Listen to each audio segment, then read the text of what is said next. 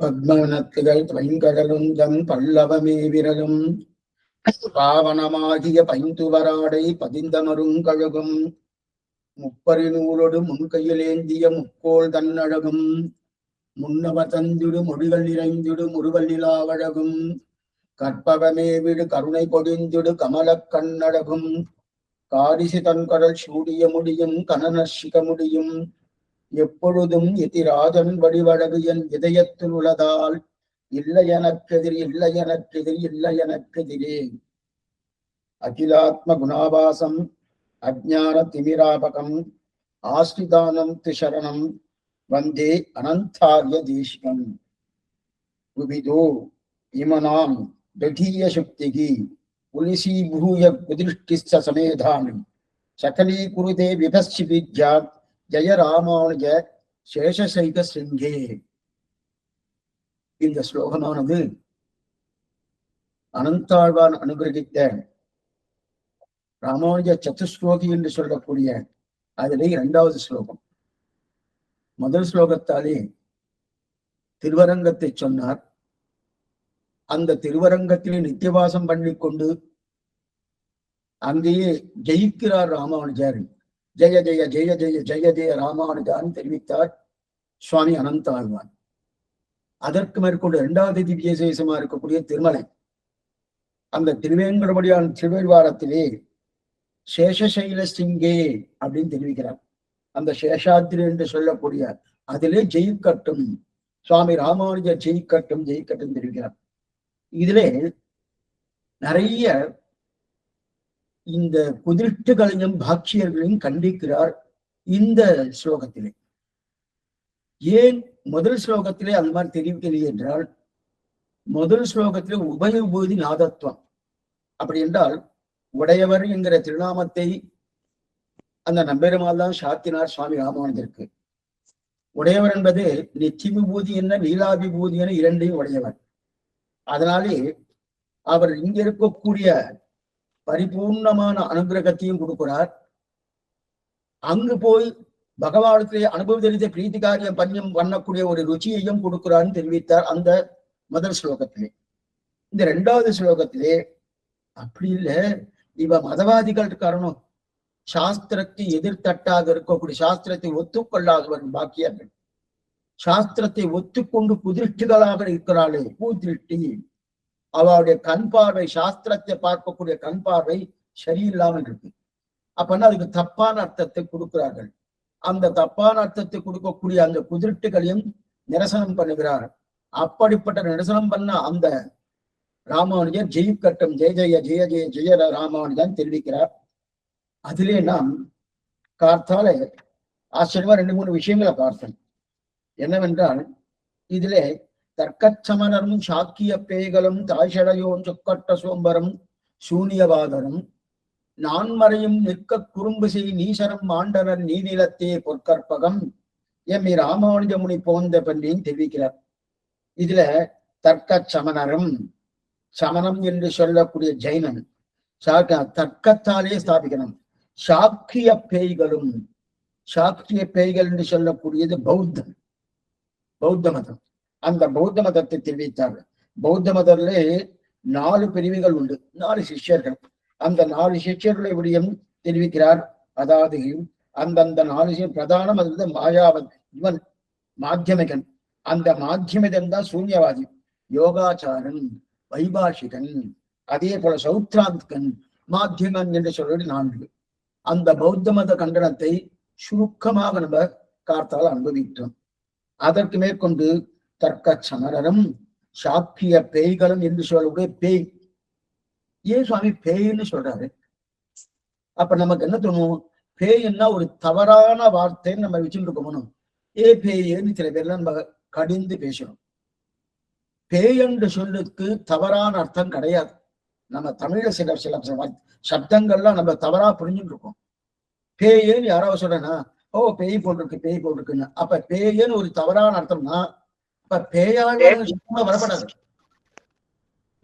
எப்ப பேயாழ்வான் சப்தம் வந்துட்டோ அப்ப பேயாழ்வார் தப்புன்னு அர்த்தமா? இல்லையே. அப்ப அந்த பேய்ன்னா அதுக்கு என்ன அர்த்தம்? பேய் என்ற சப்தத்துக்கு அந்த வார்த்தையை மட்டம்னு அப்படின்னு அர்த்தம் பண்ணிக்கிறோம். அந்த மாதிரி அர்த்தம் இல்லை. ஏன்னா நம்ம என்ன சொல்றது, பேயு சர்க்க சமணரும் சாக்கிய பேய்களும், சாக்கிய என்று சொல்றது பௌத்தன், சங்கியா என்று சொல்லி வந்து சாங்கிய மதத்தை சொல்லறன்னு நம்ம காத்தாலே பார்த்துட்டோம். காத்தாலே நிறைய விஷயங்கள் இருக்கு இதுல. அதைய குறிப்பிட்டுதான் சில சொல்ற, எல்லாத்தையும் சொல்லணும்னா அப்புறம் இது ராமானுஜ சத்துஸ்வரகியா இருக்காது, மத கண்டனம் ஆயிடும். அதனால ஆனா எந்தெந்த மதத்தை கண்டிச்சிருக்காரோ மேலெடுந்தவாறேன்னு அவர்கள் என்ன பண்ணிருக்கா அதைத்தான் நம்ம பார்க்கணும். இருக்கட்டும். இப்ப சாக்கிய பேய்கள் இருக்கச்சே அந்த பேய் சப்தத்துக்கு நம்ம தவறான அர்த்தம் மட்டம் நினைச்சிட்டு இருக்கோமோ, அந்த மாதிரி இல்லை. அப்ப மட்டம் இருந்துச்சுன்னா பேயாழ்வார் சொல்லியிருக்கப்படாது. பேயாழ்வாருக்கு பேய்னு பேயாழ்வார்னு பேரு இல்லையா? அப்ப பேய்ங்கிற சப்தத்துக்கு என்ன, நாம் புரியாத்தனத்தாலே சில தமிழ் சப்தத்தை தப்பா புரிஞ்சுக்கிறோம். என்ன பேய் என்று சொல்றாரு இல்லையா? அப்பனா என்ன பண்ணும்னா, பேயானது தான் பிடித்ததை கெட்டியா பிடிச்சுக்கும். பேய்க்கு உண்டான தன்மை. பேயானது தான் பிடிச்சதை கெட்டியா குடிச்சிடும், விடவே விடாது. என்ன பிடிச்சுட்டு இருக்கோ அதை கெட்டியா பிடிக்கிறதுனும். இதுதான் அந்த பேய் சப்தத்துக்கு சரியான அர்த்தம். பேய் பேய்த்தனமா இருக்கேன்னு சொல்றா பண்ணுவோம். அப்படின்னா பிடித்த பிடியோடு இருக்கிறாய்ன்னு அர்த்தம். அதுதான் பேய். அப்படிதான் திருமேஷி ஆழ்வார் ஏ பேயன்னு யாரை பார்த்து பேயாழ்வார பார்த்து அப்படி பிடித்த பிடியா இருக்கிறா இல்லையா? அப்பன்னா என்ன அப்படின்னா பேய்ன்னு என்ன, ஒருவேளை நாம பிடித்து கொண்ட விஷயம் நல்ல விஷயமா இருந்துன்னு வச்சுக்கேன், அது சாஸ்திரோக்தமா இருந்ததுன்னா அப்ப நம்ம பேயாழ்வார் ஆகிடுவோம். நல்லா புரியுறதா? நாம பிடித்த விஷயம் அப்படியே கெட்டியா இருக்கிறோம்னு வச்சுக்கேன், அப்ப அது சாஸ்திரோக்தமா இருந்ததுன்னா பேயாழ்வார். அப்படி இல்லாம நாம் பிடித்தது சாஸ்திரத்துக்கு அப்பாற்பட்டது, சாஸ்திரத்துக்கு எதிர்த்தட்டா இருந்துட்டோம்னா அப்ப நாம மற்ற பேராக வேண்டியதுதான். அப்ப மற்ற பேர் நான் பேய்த்தனமா பிடிச்சுட்டு சொல்றா இல்லையா? அதான் தெரியுது. அப்ப பேயங்கிற சொல்லே குற்றம் கிடையாது. பேயங்கிற சொல்லே குற்றம் கிடையாது. நான் பிடிச்சதை கெட்டியா பிடிச்சுக்கிறோம் சொல்றியா, அதனாலதான் பேயாழ்வார். பேய்த்தனமா பிடிச்சுட்டாருனோ. என்ன சுவாமி ஒரு பேய்த்தனமா பிடிச்சிருந்தார்? திருக்கண்டேன் பொன்மேனி கண்டேன் திகழ் மறுக்கண் அணிதரம், ரெண்டு பேரும் விளக்கைத்தினா வையந்தகலியாய் வார்கடலே வெய்யாக வெய்ய கதிரோன் விளக்காகன்னு வைகையாரார். அன்பே தகலியா ஆர்வமே நெய்யாக இன்புறுது சென்ற இருள் தெரியானே பூதத்தா ரெண்டு பேரும் ரெண்டு விளக்கேத்தினா. விளக்கேத்தினு நல்லா பிரகாசமா தெரியாது. உடனே சேவிச்சார். சேவிச்சோன்னு யாரு முதல்ல சேவிச்சார்? பகவான சேவிக்கல, பிராட்டிய. திருக்கண்டேன் பொன்மேனி கண்டேன் பற்றினாருனாம். அப்ப இனிமே இதை தவிர மற்றதை பார்க்க மாட்டேன்னு பேய்த்தனமாக சொன்னாருனாம். அதனால பேய்த்தனமான காதல், அந்த பேய்த்தனமான காதல், இந்த பேய்த்தனமான காதல் பகவான் இடத்திலேயோ பாகவதார் இடத்தையோ ஆச்சார இடத்தையோ இருந்தா அது தவறில்லை. மற்ற விஷயாந்தரங்கள் இருந்தாதான் தவறு. கண்டு கேட்டு உற்று மோந்து உண்டு விழும் தெரிவரி அரவிந்தா சிற்றின் மன்றிலே அதுல இருந்தாதான் தவறே தவிர பேய்த்தனமான காதல் பகவான்கிட்ட கொண்டிருந்தா ஒரு தவறு கிடையாது. மற்றது இருந்தா அதை தவறு. எதுக்கு சொல்றேன்னா, அப்ப சாஸ்திரத்துக்கு புறம்பா பேசுறாலும் அந்த புறம்பா பேசக்கூடிய தன்மை தான் இங்க திரும்புகிறான். பேய்த்தனம் காட்டுறதுன்னு தன்மை, அது தவறு. அதனால சாக்கிய பேய்களும் தர்க்க சமணரும் சாக்கிய பேய்களும், சாக்கியம்னா பௌத்தன். அந்த பௌத்தன் 4 பேரும் பார்த்தோம். என்னென்ன? சௌத்ராந்திகன், யோகாச்சாரன், அதே போல இருக்கக்கூடிய மாத்தியமகன் என்று சொல்லக்கூடிய 4 பேர்கள். அந்த 4 பேர்லயே ஒருத்தர் முதல்ல இந்த பிரத்யட்சமாக இருக்கக்கூடிய பூமி உண்மை, இந்த லோகம் உண்மை, ஆனா ஞானம் சனிக்க விஞ்ஞான ஞானம்னு ஞானம் சனிக்கம்னு சொன்னார். அது முதல் யோகாச்சாரன், அதே போல மாத்தியமிகன், அதற்கு மேல வைபாஷிகன், சௌத்ராந்திகன். முதல்ல வைபாஷிகன், அடுத்து சௌத்ராந்திகன் பண்ணார். இல்ல அந்த பூமியை இந்த லோகத்தை நான் அனுமானத்தால தெரிஞ்சுக்கிறேன்னு சொன்னார். அடுத்து 3வது நகர் என்ன சொன்னார்? இல்ல அந்த பூமியே இல்லை, இந்த லோகமே இல்லை, ஞானம் மட்டுமே உண்டு. அந்த ஞானமும் சனிக்கம் என்கிற ஞானம் சனிக்கம் என்றது முதல் சிஷ்யன் தொடங்கி 3வது சிஷ்யன் பரியந்தம் 3 பேரும் அதான் சொல்லியிருக்கா. ஆனா அந்த 3 பேருக்குள்ள மாற்றம் என்னன்னா, முதல் சிஷ்யனா இருக்கக்கூடிய யோகாச்சாரன் சௌத்ராந்திகன் அது என்ன சொல்ற, முதல் சிஷ்யன் என்ன சொல்றான்? இந்த பூமி உண்டு பிரத்யட்சமா இருக்குன்னு ஒத்துண்டான். ஆனா ஞானம் சனிக்கம்னு சொன்னான். 2வது சிஷ்யனாக இருக்கக்கூடிய என்ன சொன்னா? இல்ல சுவாமி, இந்த பூமியை நான் என்ன பண்றேன், அனுமானத்தால தெரிஞ்சுக்கிறேன், அந்த லோகத்தை அனுமானத்தால தெரிஞ்சுக்கிறான். அப்போ அவனும் ஞானம் சனிக்கம் தான், அதுல மாற்றம் இல்லை. 3வது நபர் இந்த லோகமே இல்லை, இந்த பிரபஞ்சமே கிடையாது, பொய் சூன்யம் அப்படின்னு சொன்னார். ஆனா ஞானத்தை ஒத்துண்டார், ஞானம் சனிக்கிறார். 4வது நபராக இருக்கக்கூடிய மாத்தியமகன் என்று சொல்லக்கூடிய அவர் தான் உண்மையான புத்தனுடைய விஷயத்தை நான் சொல்லிட்டு சொல்லினேன். அந்த ஞானமும் சூன்யம், சூன்யத்தாலே சூன்யமான அறிவை பெற்று இது இருக்க சுவாமி, அறிவை பெற்று சூன்யமான மோட்சத்தை அடைவதே சூன்யமான திதி அப்படின்னு சொல்லிட்டார். இதுதான் பௌத்த மதம். நீ சொல்றது சூன்யம் சூன்யம் சொல்லியே, அப்ப சூன்யன்னு சொன்னா நீ இந்த வார்த்தை சொன்னியணும், இந்த வார்த்தை உண்மையா பொய்யான்னு கேட்டுட்டு இது பொய்ன்னு சொன்னாலும் தப்பா வரும், மெய்யின்னு சொன்னாலும் தப்பா வரும். அதனால உன்னுடைய வாதமே ஈடுபடாது, உன்னுடைய சம்பிரதாயமே தப்புன்னு சொல்லி அபார நிரசனம் பண்ணினான்னு காத்தால பார்த்தோம். அது கருத்தபடியால ஜெயினன், இந்த ஜெயினன்றது சப்தபங்கி வாதம். வேடிக்கையா ரொம்ப நல்லா இருக்கும். சப்தபங்கி வாதம் ஜெயினன். இதெல்லாம் தர்க்க சமரரும் சாக்கிய பேய்களும் தாழ்சடையோன் சொக்கட்ட சோம்பரும் சூனியவாதரும் அப்படின்னு இல்லையா. அப்ப இதுல ஜெயினன் என்ன பண்ணிருக்கான்னா, ஜெயினன் இவன் இது பகவத்கீதை காலக்ஷேபம், திருவாய்மை காலக்ஷேபம். அந்த திருவாய்மை காலக்ஷேபத்தை முதல் சீயப்பதிப்படி, இரண்டாம் சீயப்பதிப்படி, மூன்றாம் சீயப்பதிப்படியில சுவாமி எழுதுறார்.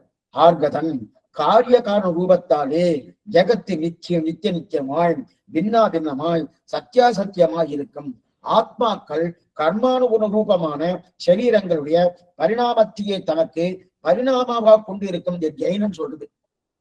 ஜெயினம் சொல்லுது. இவர் இந்த ஜெயின மதம் இருக்கிற எதையுமே ஒத்துக்க மாட்டார். ஏகஸ்மின் அசம்பவாத், இந்த அதிகரம் எடுக்கிறார் சுவாமி ஸ்ரீபாஷத்துல. ஏகஸ்மின் அசம்பவாத் அப்படின்னு கண்டிக்கிறார். ஏகஸ்மின் ஓரிடத்தில் பலது ஒரு நாளும் ஏற்படாது. ஒரே இடத்துல பலது இருக்கும், இருக்காது. ஒண்ணு ஒரு மாதிரி இருக்கும். இப்ப ஒரு விஷயம் சொல்றேன். கடிகாரத்தை பார்த்தோம், கடிகாரத்தை பார்த்தா மணி காட்டுறதுன்னு தெரியாது. சரி, மணி காட்டுறது. திடீர்னு எனக்கு என்ன தோணித்துன்னா, இந்த கடிகாரம் நான் இங்கிருந்து அங்க போட சுவாமி, காவேரியை கடக்கணும் சுவாமி. நான் என்ன பண்ணேன், இந்த கடிகாரத்தை படகா வைத்துக் கொண்டு இந்த காவேரியை கடற்கரைன்னு சொல்ல முடியுமா? அவன் பைத்தியம் மாதிரி பேசுறேன்னு சுவாமி அப்படின்னு சொல்லி சொல்லுவோம். ஆனா அவன் தான் சொல்றான் கடிகாரம் மாறிடுன்னா. இப்ப இங்க இருக்குன்னா அதுவும் மாறும், அதுவும் மாறும், அதுவும் அப்படின்னா ஒவ்வொரு நிலையும் மாறிண்டு போயிடும். அந்த ஒரே சமயத்துல அது எதுவாக மாறும்ன்றார். அந்த மாதிரி மாறுமா சுவாமி? எப்படி சுவாமி போறீங்கன்னா, இப்ப அதுவே எல்லாமே பண்ணுமா? பண்ணாதே. இப்ப அதுவே தனிக்க பண்ணுமா?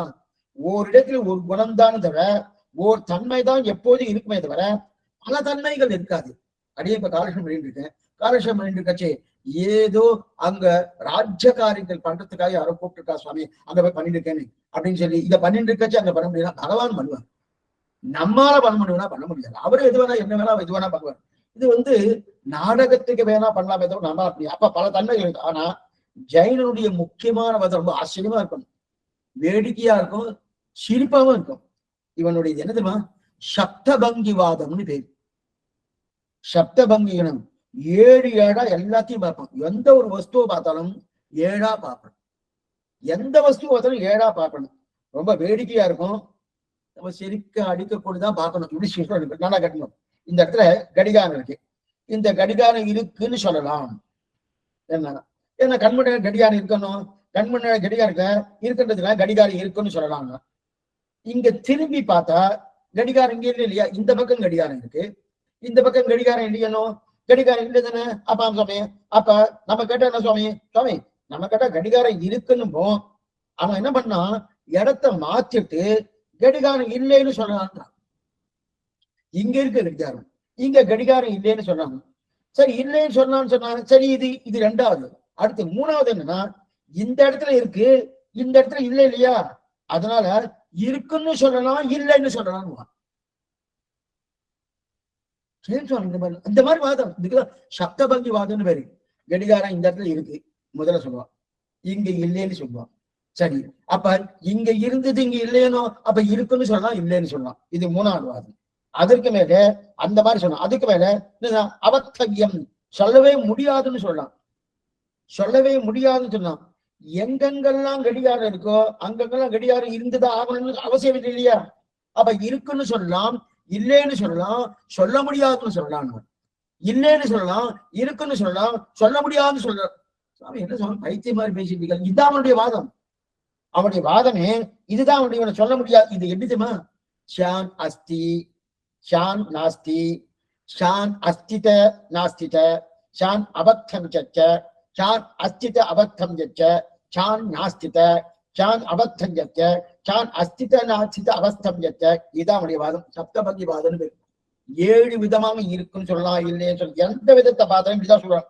இப்ப அப்படி உங்களை பாக்குறோம்னா நீங்க இருக்குன்னு சொல்றேன், திரும்பி பார்த்துட்டு இல்லைன்னு சொல்றேன். ஏன் சுவாமி இங்க இல்லையனோ அதான் உங்களை இல்லைன்னு சொல்லிட்டேன்.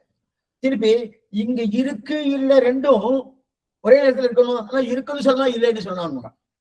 சரி சுவாமி இருக்குன்னு சொல்லலாம் இல்லைன்னு சொல்லலாம். சரி இருக்குன்னு சொல்லலாம் இல்லைன்னு சொல்லலாம். இருக்கு இல்லைன்னு சொல்ல முடியாதுன்னு சொல்லலாமா? சொல்ல முடியாது சொல்லலாம். இப்படி இல்லை என்று சொல்ல முடியாதுன்னு சொல்லலாம், இருக்குன்னு சொல்ல முடியாதுன்னு சொல்லலாம், இல்லை என்று சொல்ல முடியும். இப்படியே சொல்லிட்டே இருப்பான். இதைத்தான் திருவரங்கத்தான் தெரிவிக்கிறார். என்ன தெரிவிக்கிறார்? தர்க்க சமணரும் சாக்கிய பேய்களும் தாய்ஷடையோன் சொக்கட்ட சோம்பரும் சூனியவாதனம் நான்மறையும் நிற்க குறும்பசை நீசனம் மாடன் நீ நிறத்தே. அப்படின்னா இவர்கள் இத்தனை பேரும் மண்ணையுண்டு போனார்கள். அதைத்தான் இங்க திருவேங்கடத்தில் தெரிவிக்கிறார் சுவாமி அனந்தாழ்வான். இப்படிப்பட்ட வாதத்தினை ஜெயித்தேனோ ஜெய ஜெய ஜெய ஜெய ராமானுஜான். ஆனா இன்னும் நம்ம வாதம் என்னன்னு பாக்கல. என்னன்னா சமணர்கள் அத்தனை பேர் என்ன தர்க்கவாதம் பண்ணுவா. தர்க்கவாதம்னா என்ன? இது இப்படி இருந்தா இது இப்படி, இது இப்படி இருந்தா இது இப்படி, இதுதான் தர்க்கம். தர்க்க சாஸ்திரம். தர்க்க சாஸ்திரம் எடுத்துட்டு இருக்கா, நம்ம பூர்வாசிரியர் எடுத்துட்டு இருக்கா. ஆனா தர்க்க சாஸ்திரம் சாஸ்திர சம்மதத்தோடு இருக்கக்கூடிய தர்க்க சாஸ்திரத்தான் எடுத்துக்க முடியுமே தவிர அது என்னன்னோ பேசுன்றதுக்கு எல்லாத்தையும் எடுத்துக்க முடியாது. சாஸ்திர சம்மதத்தோடு தர்க்கவாதம் பண்ணிருக்காங்க இல்லையா? அப்ப ஜெயினருக்கு சப்தபங்கிவாதம் சொல்லி அதனால எதையுமே ஒண்ணுன்னு சொல்லாதேன்னு. இப்ப ஆழ்வார் தெரிவிக்கிறார், என்னைக்குதான் நீ தெரிஞ்சுக்கிற? திருமணிகாவை தெரிவிக்கிற அடியார் சமணர் அயத்தார் பௌத்தர் சிறியார் சிவப்பட்டார். ஜெயினன் என்னைக்குமே தெரிஞ்சு கொள்ள போவதில்லை. ஏன்னா ஆழ்வார் என்னத்து வியாக்கியாத்தா விசாரிக்கிறார். என்ன விசாரிக்கிறான்னா, நாம ஒண்ணு தெரிஞ்சுக்கிறோம், ஒண்ணு தெரிஞ்சுட்டு பூர்ணமா தெரிஞ்சுனோம்னா எங்க சுவாமி தெரியறது? காலட்சேபம் கேட்டுருக்கோம் கேட்கறதுக்கு நன்னா இருக்கணும். அதே அடுத்த ஒரு மணி நேரம் ஆயிடுச்சுன்னா அடியடிக்கு ஞாபகம், உங்களுக்கு ஞாபகம் அது வேற விஷயம், அடியடிக்கு ஞாபகம் இல்லை. ஏன்னா அது நன்னா இருக்கு சொல்லிச்சு. இப்போ தெரிஞ்ச ஒரு விஷயத்தையே என்னால பூர்ணமா தெரிஞ்சு கொள்ள முடியலையே, இவர் ஒவ்வொரு விஷயத்தையும் 7 விஷயத்தை சொல்லி என்னைக்கு தெரிஞ்சு போறார்? இருக்குன்னு சொல்லுவேன், இல்லைன்னு சொல்லுவேன், இருக்கு இல்லைன்னு சொல்லுவேன், சொல்ல முடியாதுன்னு சொல்லுவேன், இது இருக்கு என்று சொல்ல முடியாதுன்னு சொல்லுவேன், இல்லை என்று சொல்ல முடியாதுன்னு சொல்லுவேன், இரண்டையும் சேர்த்து சொல்ல முடியாதுன்னு சொல்லுவேன். இதெல்லாம் வாதம் வச்சிருக்காரு. அப்ப என்னைக்குதான் இவன் தெரிஞ்சுக்கிறது? ஒரு வஸ்துவை நேரா பார்த்து இருக்குன்னு சொன்னா இவனுடைய கண்ணுக்கு ஒழுங்கா புரிஞ்சுக்கணும். புரிஞ்சுக்கிறதுன்னு ஞானத்துக்கும் தெரியறது இல்லை, கண்ணுக்கும் தெரியல. இது கூட பரவாயில்ல, தெரிந்து கொள்ளலாம். இவன் இப்ப பிரம்மத்தை பேச ஆரம்பிச்சான்னா பிரம்மம் விட்டான், பிரம்மம்னா இருக்கு, அவன் பிரம்மத்தை ஒத்துக்கல. ஏன்னா அவன் சாஸ்திரத்தை ஒத்துக்கலையே, பிரம்மத்தை அவன் ஒத்துக்கல. இருப்பினும் இவன் எதையோ பேச ஆரம்பிச்சான், இருக்குன்னு சொல்லானுங்க, உடனே இல்லைன்னு சொல்லலான்னு.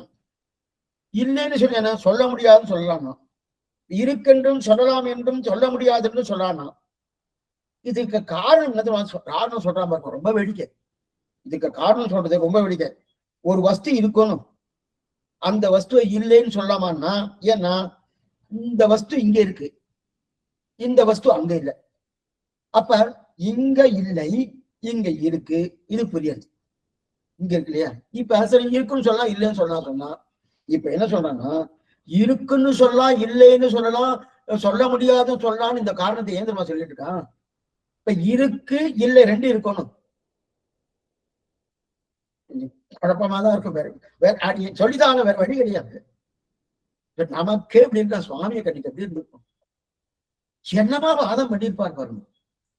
அவன் இந்த ரெண்டு ஒரே நேரத்துல இதெல்லாம் இருக்கு என்கிற நிலையம் ஒரே நேரத்துல தான் இருக்கு, இல்லை என்கிற நிலையம் ஒரே நேரத்துல தான் இருக்கு. ஆனா சொல்லும் போது இருக்கு, இந்த இடத்துல கடிகாரம் இருக்கு, இந்த இடத்துல கடிகாரம் இல்லைன்னு நான் சொல்ற போது ஒரே நேரத்தை சொல்ல முடியாதா?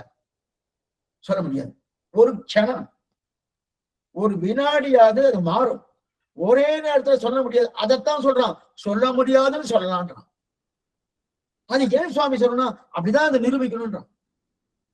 இருக்குன்னு சொல்லலாம், இல்லைன்னு சொல்லலாம். இதான் இருக்கு இல்லைன்னு சொல்ல முடியாதுன்னு சொல்லலாம். ஏன்னா சொல்ல முடியாதுன்னு ஏன் சொல்றான்னா, இருக்கு இல்லை ரெண்டுமே ஒரே காலத்துல இருக்கணும். ஆனா ஒரே காலத்துல என்னால சொல்ல முடியறத நீங்க சொல்லுங்க. இருக்கு இல்ல, இருக்குன்னு சொன்னாலும் ஒரு க்ஷணம் போயிடுறது, அதுக்கப்புறம் தானே இல்லைன்னு சொல்றேன். இருக்கு இல்லை ஒரே ஏக காலத்துல வரணும். சப்தம் வருமா? நிச்சயமா வராது. நிச்சயமா ஏகத்தால் ஒரே காலத்துல நிச்சயமா வராது. அதைத்தான் அவன் சொல்றான். என்ன சொல்றான்? அதைத்தான் நான் சொல்ல முடியாதுன்னு சொல்லிட்டு இருக்கேன். இருக்குன்னு சொல்லலாம், இல்லைன்னு சொல்லலாம், சொல்ல முடியாதுன்னு சொல்லலாம். அப்படின்னா அடுத்தடுத்த காலத்துல இல்லையா, ஒரே காலத்துல அப்ப சொல்றதுக்கு முன்னால முடியல இல்லையா? அது அபத்தம் அபக்தவியந்த இப்படி வச்சுக்கணும். இதை சொல்ல முடியாதுன்னு சொல்ல வச்சுக்கிறான் இல்லையா சுவாமி பார்த்தால். உன்னுடைய வாதமே சொல்ல முடியாத வாதமா இருக்கு, எப்படி இப்படி? இது சப்தபந்தி வாதம் பேரு. இது ஸ்ரீவாஷத்துல ஏகஸ்டின் அசம்பவாது, ஏகஸ்டின் அசம்பவாது. ஒரு இடத்தில் ஒரு தன்மையை தவிர மற்றொரு தன்மை ஒரு நாளும் தோன்றாது. இந்த இடத்துல ஒரு இடத்துல ஒரு இடத்துல ஒரு வஸ்து இருக்குன்னா அந்த வஸ்து எடுத்து இன்னொரு வஸ்து தோணுமான தோணாது. இப்ப நீங்க எல்லாம் உட்கார்ந்துட்டு இருக்க, நீங்க உட்கார்ந்த இடத்துல யாரும் வந்து உட்காரனா நீங்க எழுந்துதான் உட்காரணும், இல்லடா உட்காரணும். அப்ப ஒரே இடத்துல 4 பேர் உட்கார, அது வந்து ட்ரெயின்ல உட்காரலாம், இடுக்குன்னு உட்காரலாம். இருந்தா கூட ஒவ்வொருத்தரும் உட்காரத்துக்கு அவளுக்கு கொண்டான அந்த இடத்தை அவ எடுத்துட்டுதான் ஆகணும். இவ உட்காரத்துக்கே இடம் இல்லாம இன்னொருத்தர் உட்காரணும், அவ மேல வேணா கொஞ்சம் அவ்வளவுதான் பண்ண முடியும். இடமே இல்லாம உட்கார முடியாது, இன்னொருத்தர் உட்கார முடியாது. அப்படி இருக்க செய்து இவ என்ன சொன்னீங்கன்னா அப்ப ஒரு இடத்துல ஒருத்தர் தான் பண்ண முடியும். அதே போல இன்னொன்னு தோணவே தோண்டாது. ஜெகத்து முழுவதும் நம்ம அப்படிதான் பார்த்திருக்கோம். ஆனா இவன் சொல்றது என்ன ஆச்சரியம்னா, ஆச்சரியம் கர்மாக்கள், அது ஆத்மாக்கள் கர்மானுரூபமான சரீரங்களை பரிணாமத்தை தனக்கு பரிணாம கொண்டு இருக்கும். ஆத்மாக்கள் எல்லாம் சரீரம் எத்தனை பெரியதோ அத்தனை பெருசா இருக்கின்றோம். நமக்கெல்லாம் ஆத்மா எப்படி இருக்கு? பாலாக்ர சதபாகச்ச சததா கல்பிதஸ்ய அனுஸ்வரூபம் ஆத்மா. அப்படின்னா ஒரு நெல் நுனி இருக்கணும். அந்த நெல் நுனியை அந்த நுனி பாகமத்தை நம்ம எடுத்துடணும். அதை 100 கூறு ஆக்கணும். தெரியாது, எப்படி ஆக்குறது தெரியாது. அதை 100 கூறு ஆக்கணும். 100 கூறு ஆக்கின உடனே வருமா சுவாமி? வரும். அந்த 100 கூறுல ஒரு கூறு வருமானம், அதை எடுத்துடணும். அதுதான் ஆத்மா சுவாமி. இல்ல, அதை மறுபடியும் 100 கூறு ஆக்கணும். அதுல வரக்கூடிய ஒரு கூறு தான் ஆத்மாவுடைய நிலை, அனுஸ்வரூபம் சொல்றார். இவர் என்ன சொல்றாரு? பாலாக்ர சதபாகஸ்ய சதகா கல்பிதஸ்யன்னு சொல்றது சாஸ்திரம். அப்படி இருக்க இவர் என்ன சொல்றாருன்னா, இப்ப நமக்கு இந்த உடம்பு இருக்கணும், அவரவர்களுக்கு ஒவ்வொரு திருமேனி இருக்கு. அந்தந்த திருமேனி அளவுக்கு ஆத்மா அளவு உண்டு. அவ்வளவு பெருசா இருக்குமா ஆத்மா? இப்ப நமக்குள்ள ஆத்மா ஒண்ணுக்குள்ள இருக்கு. ஆத்மா யாருமே பார்த்தது கிடையாது. அது அனுஸ்வரூபமா இருக்கு, சூஷ்மமா இருக்கு, நம் கண்ணால காண முடியாதுன்னு சொல்லிட்டு. ஆனா அவர் என்ன சொல்றாருன்னா, ஆத்மா உன்னுடைய உடம்பு எவ்வளவு பெருசோ அந்த அளவுக்கு ஆத்மா இருக்கு. ஆத்மா இப்ப அப்படின்னு என்ன அர்த்தம்? யானை இருக்கணும். யானையின் ஆத்மா யானை அளவு இருக்கும். யானையின் ஆத்மா யானை அளவு இருக்கும். பூனையின் ஆத்மா பூனை அளவுக்கு இருக்கும். பூனையின் ஆத்மா பூனை அளவு இருக்கும். சுவாமி கேட்டார், இதுல ஒரு கட்டம் வருதுன்னாரு. அப்ப சரீரத்துக்கு அவயவம் இருக்குமா போலே ஆத்மாவுக்கு அவயவம் இருக்கா, நீ ஒத்துக்கிறியான்னு கேக்குறேன். அவயவம் என்னன்னா, இப்ப சரீரத்துக்கு கை, காலு, கண்ணு, மூக்கு இதெல்லாம் இருக்கணும். அது எப்படின்னா ஆத்மா பெருசா இருக்குன்னா அதுக்கு அவயவம் இருந்தாகணும். அவயவம் இருக்கா, ஒத்துக்கிறியா அப்படின்னா ஆத்மாவுக்கு அவயவம் இல்லை ஒத்துக்கொள்ள மாட்டான். ஏன்னா ஒத்துண்டா ஒரு குற்றம் வரும். ஏன்னா அவயவம் இருந்தாலே நசித்து போயிடும். என்ன பண்ணுவோம்? ஆத்மா வந்து தனித்து இருப்பது, அவயவங்களே கிடையாது. எந்த ஒரு விஷயமும் தனித்து இருந்தால் நல்லா இருக்கும். அதோட ஏதாவது கூட்டுறவு சேர்ந்துட்டனால அது நசிந்து போகுது. அது காலத்தால நசியும். ஒண்ணு 10 நாள் போகும், 10 வருஷத்துல போகும், 100 வருஷத்துல போயிடும், 1000 வருஷத்துல போகும். அது காலத்தால் நசியும். ஆனா ஆத்மா நசிக்கவே நசிக்காது, எப்போதும் நித்தியமா இருக்கு இல்லையா? அப்ப அதுக்கு அவயவம் கிடையாதுன்னு நன்னா தெரியணும். அவயவங்கள் இருந்தாலே நஸ்வரம், நசிந்து போயிடுவோம். இப்ப அதை ஒத்துக்கிறேன்னா சரீரத்தளவு ஆத்மான்னு தெரியாதுன்னா அப்ப அந்த ஆத்மாவுக்கு கை, கால், மூக்கு இதெல்லாம் இருக்கா? அவயவங்கள் இருக்கான்னா அவயவங்கள் இருந்தாலும் நசித்து போயிடுமே, அது கெட்டு போயிடுமே அப்படின்னா.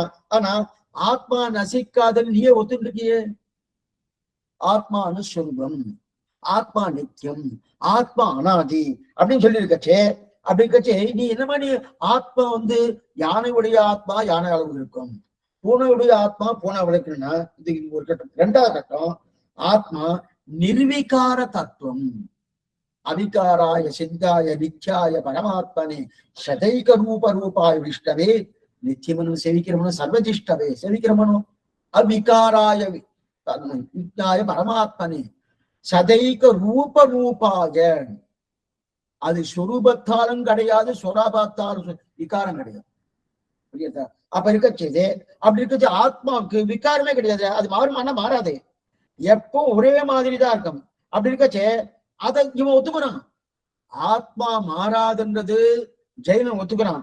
ஆனா ஆத்மா நிர்விகாரம் ஒத்துண்டு அதுக்கு என்ன சொல்றான், யானை எந்த அளவு இருக்கோ அந்த அளவுக்கு ஆத்மா, பூனை எந்த அளவு இருக்கோ அந்த அளவுக்கு ஆத்மா. சுவாமி கேட்டார், இது ஒண்ணு கூட ஒத்துக்கிற மாதிரி இல்லையே உன்னுடைய வாதம். இந்த இடத்துல பூனை அடுத்த ஜென்மத்துல யானையா படந்துட்டு வச்சுக்கோங்க. உள்ள அவாவா கர்மாதீன் பார்த்தானா ஒவ்வொன்றும் ஒவ்வொரு பிறவியும். இப்ப இந்த ஜென்மால பூனையா இருக்கு அந்த ஆத்மா, பூனை என்கிற சரீரத்தை எடுத்துட்டு இருக்கு. அடுத்த ஜென்மால அந்த பூனை எடுத்த சரீரத்துக்கு அந்த அந்த ஆத்மாவுக்கு யான ஜன்மா கிடைக்கிறது. இப்ப என்ன பண்ணும், அந்த ஆத்மா கொஞ்சம் பெருக்கணும். யானை வரைக்கும் பெருசா இருக்கணும். பெருக்கணும்னா என்ன பண்றது, நிறைய சாப்பிட்டு இதெல்லாம் பெருக்கிறதுக்கு ஒன்றும் கட்டமே இல்லை. இப்பெல்லாம் எல்லாருமே சிரமப்படுறதுக்கு சுவாமி இழைக்கணும், சுவாமி ஏதாவது இழைக்கிறதுக்கு ஏதாவது மருந்து இருக்குன்னு அண்ணா உழைச்சாலே போதும். நாம நித்தியம் சாஸ்திரம் சம்மதித்த உணவை சாப்பிட்டு கொண்டு எப்பொழுதும் உழைக்கணும். உழைக்கலன்னாலே உடம்பு அப்படியே அப்படி பெருசுட்டு வருது. என்ன சுவாமி உழைப்பு இருக்கணும், அப்படி ரன்னிங் எல்லாம் போகணுமா இதெல்லாம் போகணும்னா நித்தியப்படி பண்ணக்கூடிய காரியம் பண்ணாலே போறோம். நமக்கு வெறுதும் ஒன்றாம் நித்தியப்படி பண்ணக்கூடிய காரியங்கள் இருக்குது, பொருளாங்க அது இருக்குது, பெருமாள் திருவாராதனம் பண்றது மற்றது பண்றது என்னென்ன பண்ணுவோம் அதை. ஆனாலும் அப்படியே உட்கார்ந்துட்டு அதுவும் இந்த வாட்டி ரொம்ப வெயில் அதிகமா வர சொல்லியிருக்கா சுவாமி. அப்படி ஏசிக்கு முன்னாடி உட்கார்ந்துட்டுதா அதுதான் நம்ம உட்கார்ந்தார் ஆசாமின்னு எல்லா வியாதியும் வந்துடும். அதுக்கு முன்னால உழைப்பு இருந்தாலே அது வரவே வரும். என்னைக்குமே உழைக்க ஆரோக்கியம் தானே தவிர அதெல்லாம் எந்த விட கெடுதல் கிடையாது. இருக்கட்டும். அப்படி இருக்க செய்து இவர் நல்லா சாப்பிட்டு அந்த ஆத்மா பெருத்து வர. இப்ப பூனையால் ஒரு ஆத்மா இருக்கு.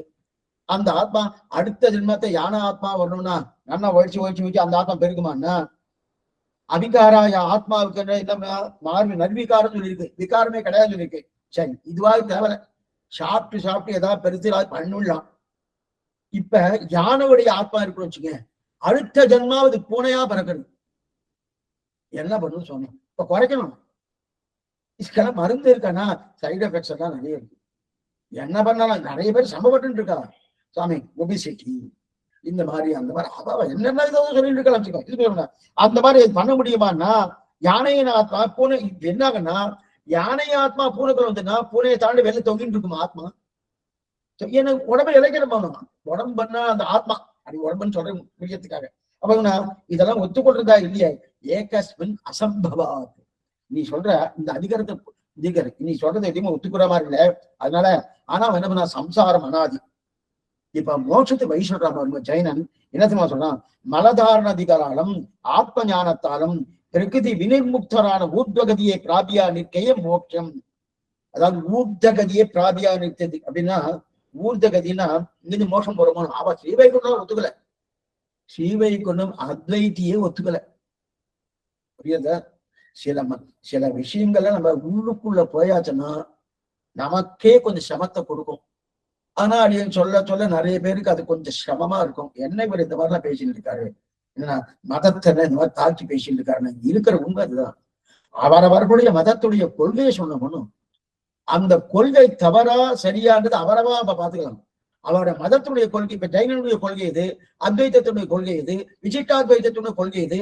அந்தந்த கொள்கை சொன்னவனும் அந்த கொள்கை சொல்லும்போது என்ன சுவாமி இந்த மதத்தெல்லாம் வெயிலாக போட்டுருக்கு அப்படின்னா, வெயில அவாவாலும் உண்டான கொள்கை. ஒருத்தர் கோபக்காரா இருப்பார், ஒருத்தர் ரொம்ப சாந்தமா இருப்பார், ஒருத்தர் ரெண்டுமே கலந்து இருப்பார், ஒருத்தர் எதுவுமே இல்லாம பேசாம இருந்திருப்பார். ஒருத்தர் என்ன பண்ணுவாரு, என்ன வேண்டாம் சுவாமி என்ன கேட்கறா அது பிரகாரம். தர்மபுத்திரர் அப்படிதான் பண்ண. தர்மபுத்திரர் அப்படிதானா என்ன பண்ணனா, உனக்கு இப்ப வந்தது பெரிய கஷ்டம் இல்லை, இனிமேதான் கஷ்டமே ஒரு வியாசம் சொல்லிட்டார். சொன்னவனே என்ன நினைச்சுன்னா, யாரு என்ன சொன்னாலும் அக்செப்ட் பண்ணிடான்ட்டான். அப்பதானே எந்த விதமான தவறு வராது. அவர் என்ன அடிக்க சொல்றாரா அடிக்கட்டும், ஏதோ பண்ண சொல்றாரா பண்றேன். அப்ப எந்த விதமான தவறு வராதுன்னா அதனாலதான் சூதாட்டமே நடந்தது. இருக்கட்டும், எதுக்கு சொல்ல வந்தேன்னா, அதே போல இங்க என்ன ஆயிடுதுன்னா, இவர் சீவையிட்டதெல்லாம் ஒத்துக்கவே இல்லை, அங்கெல்லாம் ஒத்துக்கல. அப்ப மோட்சம் போறது என்னன்னா, சரீரத்தை துறந்து ஆத்மா மேல புறப்படணும். சரீரத்தை துறந்து ஆத்மா மேல புறப்படணும். புறப்பட்டதுன்னா அது போயிட்டு இருக்கும். எங்க சுவாமி போயிட்டு இருக்கும், எங்க சுவாமி போயிட்டு இருக்கும், எங்க சுவாமி போயிட்டு இருக்கும், என்ன சுவாமி போயிட்டு இருக்கோம்னு போயிட்டே இருக்கும். அந்த போயிட்டே இருக்கிறதா மோட்சம். அப்ப ஒரு இடத்துல நிக்காத. இன்னைக்கு சில பேர் அப்படி பேசுறாலும் இவ ஒண்ணு புதுசா பேசல, ஏற்கனவே பேசி வச்ச. எதுக்கு சொன்னா, போயிண்டே ஊர்தகதியை பிராபிப்பதே மோட்சம். மேல போயிட்டே இருப்பார், போயிட்டே இருப்பார், போயிட்டே இருப்பார், போயிட்டே இருப்பார், அதான் மோட்சம். ஜெயின பட்சத்தின்படி பார்த்தா ஊர்தகதியை பிராபிக்கை மேலே போயிட்டே இருக்கணும். மேலே போயிட்டே இருப்பதற்காக சுவாமி இத்தனை பாடுபட்டோம்னா இல்ல சுவாமி. இப்ப நம்ம ஸ்ரீரங்கத்துக்கு போகணும், வண்டியில ஏறி உட்கார்ந்தோம் சுவாமி, வண்டியில போயிட்டே இருக்கோம், அதான் ஸ்ரீரங்கம்னா. நம்பெருமாள் சேவிக்க வேண்டாமா, பெரிய பெருமாள் சேவிக்க வேண்டாமா, என் அமுதனை கண்ட கண்கள் மற்றொன்றினை காணாவேன்னு வேண்டாமான்னா அது போதே சேவிச்ச மாதிரி ஒத்துக்கோமா? அது என்னமா சுவாமி முடியாது இல்லையா? அதே தாங்க போயிட்டே இருக்குது, போயிட்டே இருக்குது, போயிட்டே இருக்குது. ஏன்னா ஒரு இடத்துக்கு போய் சேரதே முடியாது, சேர்றதே கிடையாது. அப்ப வைகுண்ட பிராப்தியே கிடையாது. அவாலப்படுறதுக்கு எதுவும் கிடையாது. கைங்கரியம் இருக்கா சுவாமி, போய் சேர்ந்தாதானே கைங்கரியம் மட்டும், கைங்கரியம் கிடையாது, ஒண்ணுமே இல்லை. மேல போயிண்டே போயிண்டே போயிண்டே போயிண்டே இருக்கதான் இது.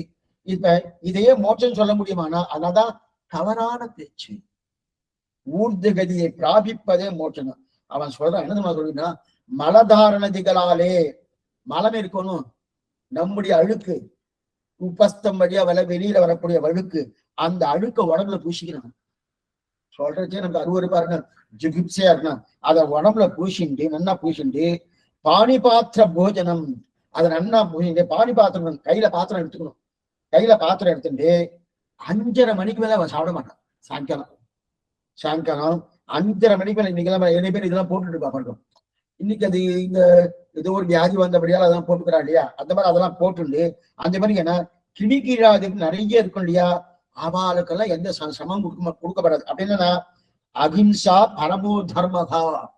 நம்ம இதை கொஞ்சம் உயர்த்தி நினைக்கிறோம், அகிம்சை உயர்த்தி தான், ஆனா அது சாஸ்திர சம்மதமா இருக்கணும். எதுவா இருந்தது நாம தான தர்மங்கள் பண்றது உயர்த்தி தான், ஆனா தான தர்மங்கள் பண்றது உயர்த்தின்றதுக்காக பகவத் சம்பந்தமோ அல்லது சாஸ்திர சம்பந்தமோ இல்லாம அந்த தான தர்மம் பண்ணினோம்னா அது தான தர்மத்துல சேர்க்கையே கிடையாது, அகங்காரத்துல சேர்க்கை. அதே போல என்னன்னா இந்த கிருமிக்கீடாதுன்னா சாயங்காலமான 5:30 மணிக்கு மேல வந்துருமோனும். அதான் என்ன பண்ணுவா, 5:30 மணிக்கு முன்னாலே என்ன பண்ண பாத்திரம் எடுத்துடுவா. இன்னைக்கு ஜெயினர்கள் அப்படித்தான், இந்த பாணி பாத்திரத்தை வச்சுட்டு அதுல வித்துன்னு சாப்பிடுவா. 5:30 மணிக்கு முன்னாடி சாப்பிடுவோம். அதுக்கு என்னன்னா அதுக்கு மேல கிருமிக்கீடாதுலாம் ஒண்ணும் என்ன 5:30 மணிக்கு அது எங்கிருந்து வரும் தெரியாது, கொசு நிறைய வந்துடும். அதை வந்துருக்கணும், அதுக்கு முன்னாடியே சாப்பிடுறான். அதுக்கு கையில மயில இறக்கி வச்சுட்டு இருப்பான். மயில இறக்கி வச்சுட்டு இதை தலைவிட்டே இருப்பான். அகிம்சா பரமோ தர்மதா, அகம்சா சர்வபூதானி அகிம்சா பரமோ தர்மதா. இம்சிக்க கூடாது, சொல்லி இதையே மோட்சம் சொல்றா. நீ சொல்றதே தெரிய கிடையாது. ஏன்னா இந்த மாதிரி பண்ணினா ஊர்தகதியை பிராபிப்பதே மோட்சம் சொல்லிட்டு இருக்கியே, அது பிரயோஜனமே இல்லை. அதைத்தான் சுவாமி தெரிவிக்கிறார். தர்க்க சமரம், தர்க்கவாதம், சாஸ்திரத்தை ஒத்துக்கலாமா, அந்த தர்க்கவாதத்தால என்ன பண்றார், தர்க்க சமணரும் சாக்கிய பேய்களும் அந்த தர்க்கவாதத்தை வைத்துக் கொண்டு பண்றாரோ இப்ப அது சப்தபங்கியவாதம் பேர். அந்த சப்தபங்கியவாதத்தை நிரசனம் பண்ணார். அப்படிப்பட்ட எம்பெருமானார் திருவரங்கத்திலே இருந்து கொண்டு ஜெய ஜெய ஜெய ஜெய ஜெய ஜெய ராமானுஜா அப்படின்னு தெரிவிக்கிறார். இது முதல் நிலை. கார்த்தாலே பௌத்தனுடைய வாதத்தை பார்க்கிறோம். அதுக்கப்புறம் தர்க்கச்சவரம் சாக்கிய பேய்களும் ஜைனர்கள் பௌத்தர்கள். அடுத்தது தாய் சடையோன் சுக்கற்ற சோம்பரும். தாய் சடையோன்னா பரமசிவனா. அந்த பரமசிவனுடைய மதம் பாசுபதி மதம், பசுபதி ஆகமம்னு பேர், பாசுபதி மதம். தாய் சடையோன் சொக்கற்ற சோம்பரும். சொக்கற்ற சோம்பர்னா பாசுபதி ஆகமம். தாய் சடையோன் சொல்தான் சைவ ஆகமம். சைவ ஆகமம் என்பது சாஸ்திரத்தாலே ஒத்துக்கொண்ட ஆகமம் அல்ல. முதல்ல இதை தெரிஞ்சுக்கணும். சிலதெல்லாம் நீங்க சொன்ன தவறா வந்துடும். இதுதான் சைவம் வேறு, அத்வைத்தம் வேறு. முதல்ல அதை புரிஞ்சுக்கணும். அத்வைத்தம் என்பது ஆதிசங்கராலே பிரச்சாரம் பண்ணப்பட்டது. சைவம் என்பது சிவபெருமானாலே உருவாக்கப்பட்டது. நல்லா பண்ணிக்கணும், ரெண்டு பேரு. சிவபெருமானாலே உருவாக்கப்பட்டது, சாஸ்திரத்தை ஒத்துக்கொண்டு அல்ல. சாஸ்திரம் வேறு, இந்த சைவ ஆகமம் வேறு. அதனால அந்த சைவ ஆகமம் என்று சொல்லக்கூடிய அந்த பாசுபத மதம் என்பது வாக்கிய கோஷ்டியில இருக்கு. அத குதிரிட்டு கோஷ்டி கிடையாது. குதிரிட்டு கோஷ்டியினால் சாஸ்திரத்தை ஒத்துக்கொண்டு அதற்கு தப்பான அர்த்தத்தை சொல்றதுதான் குதிரிட்டி.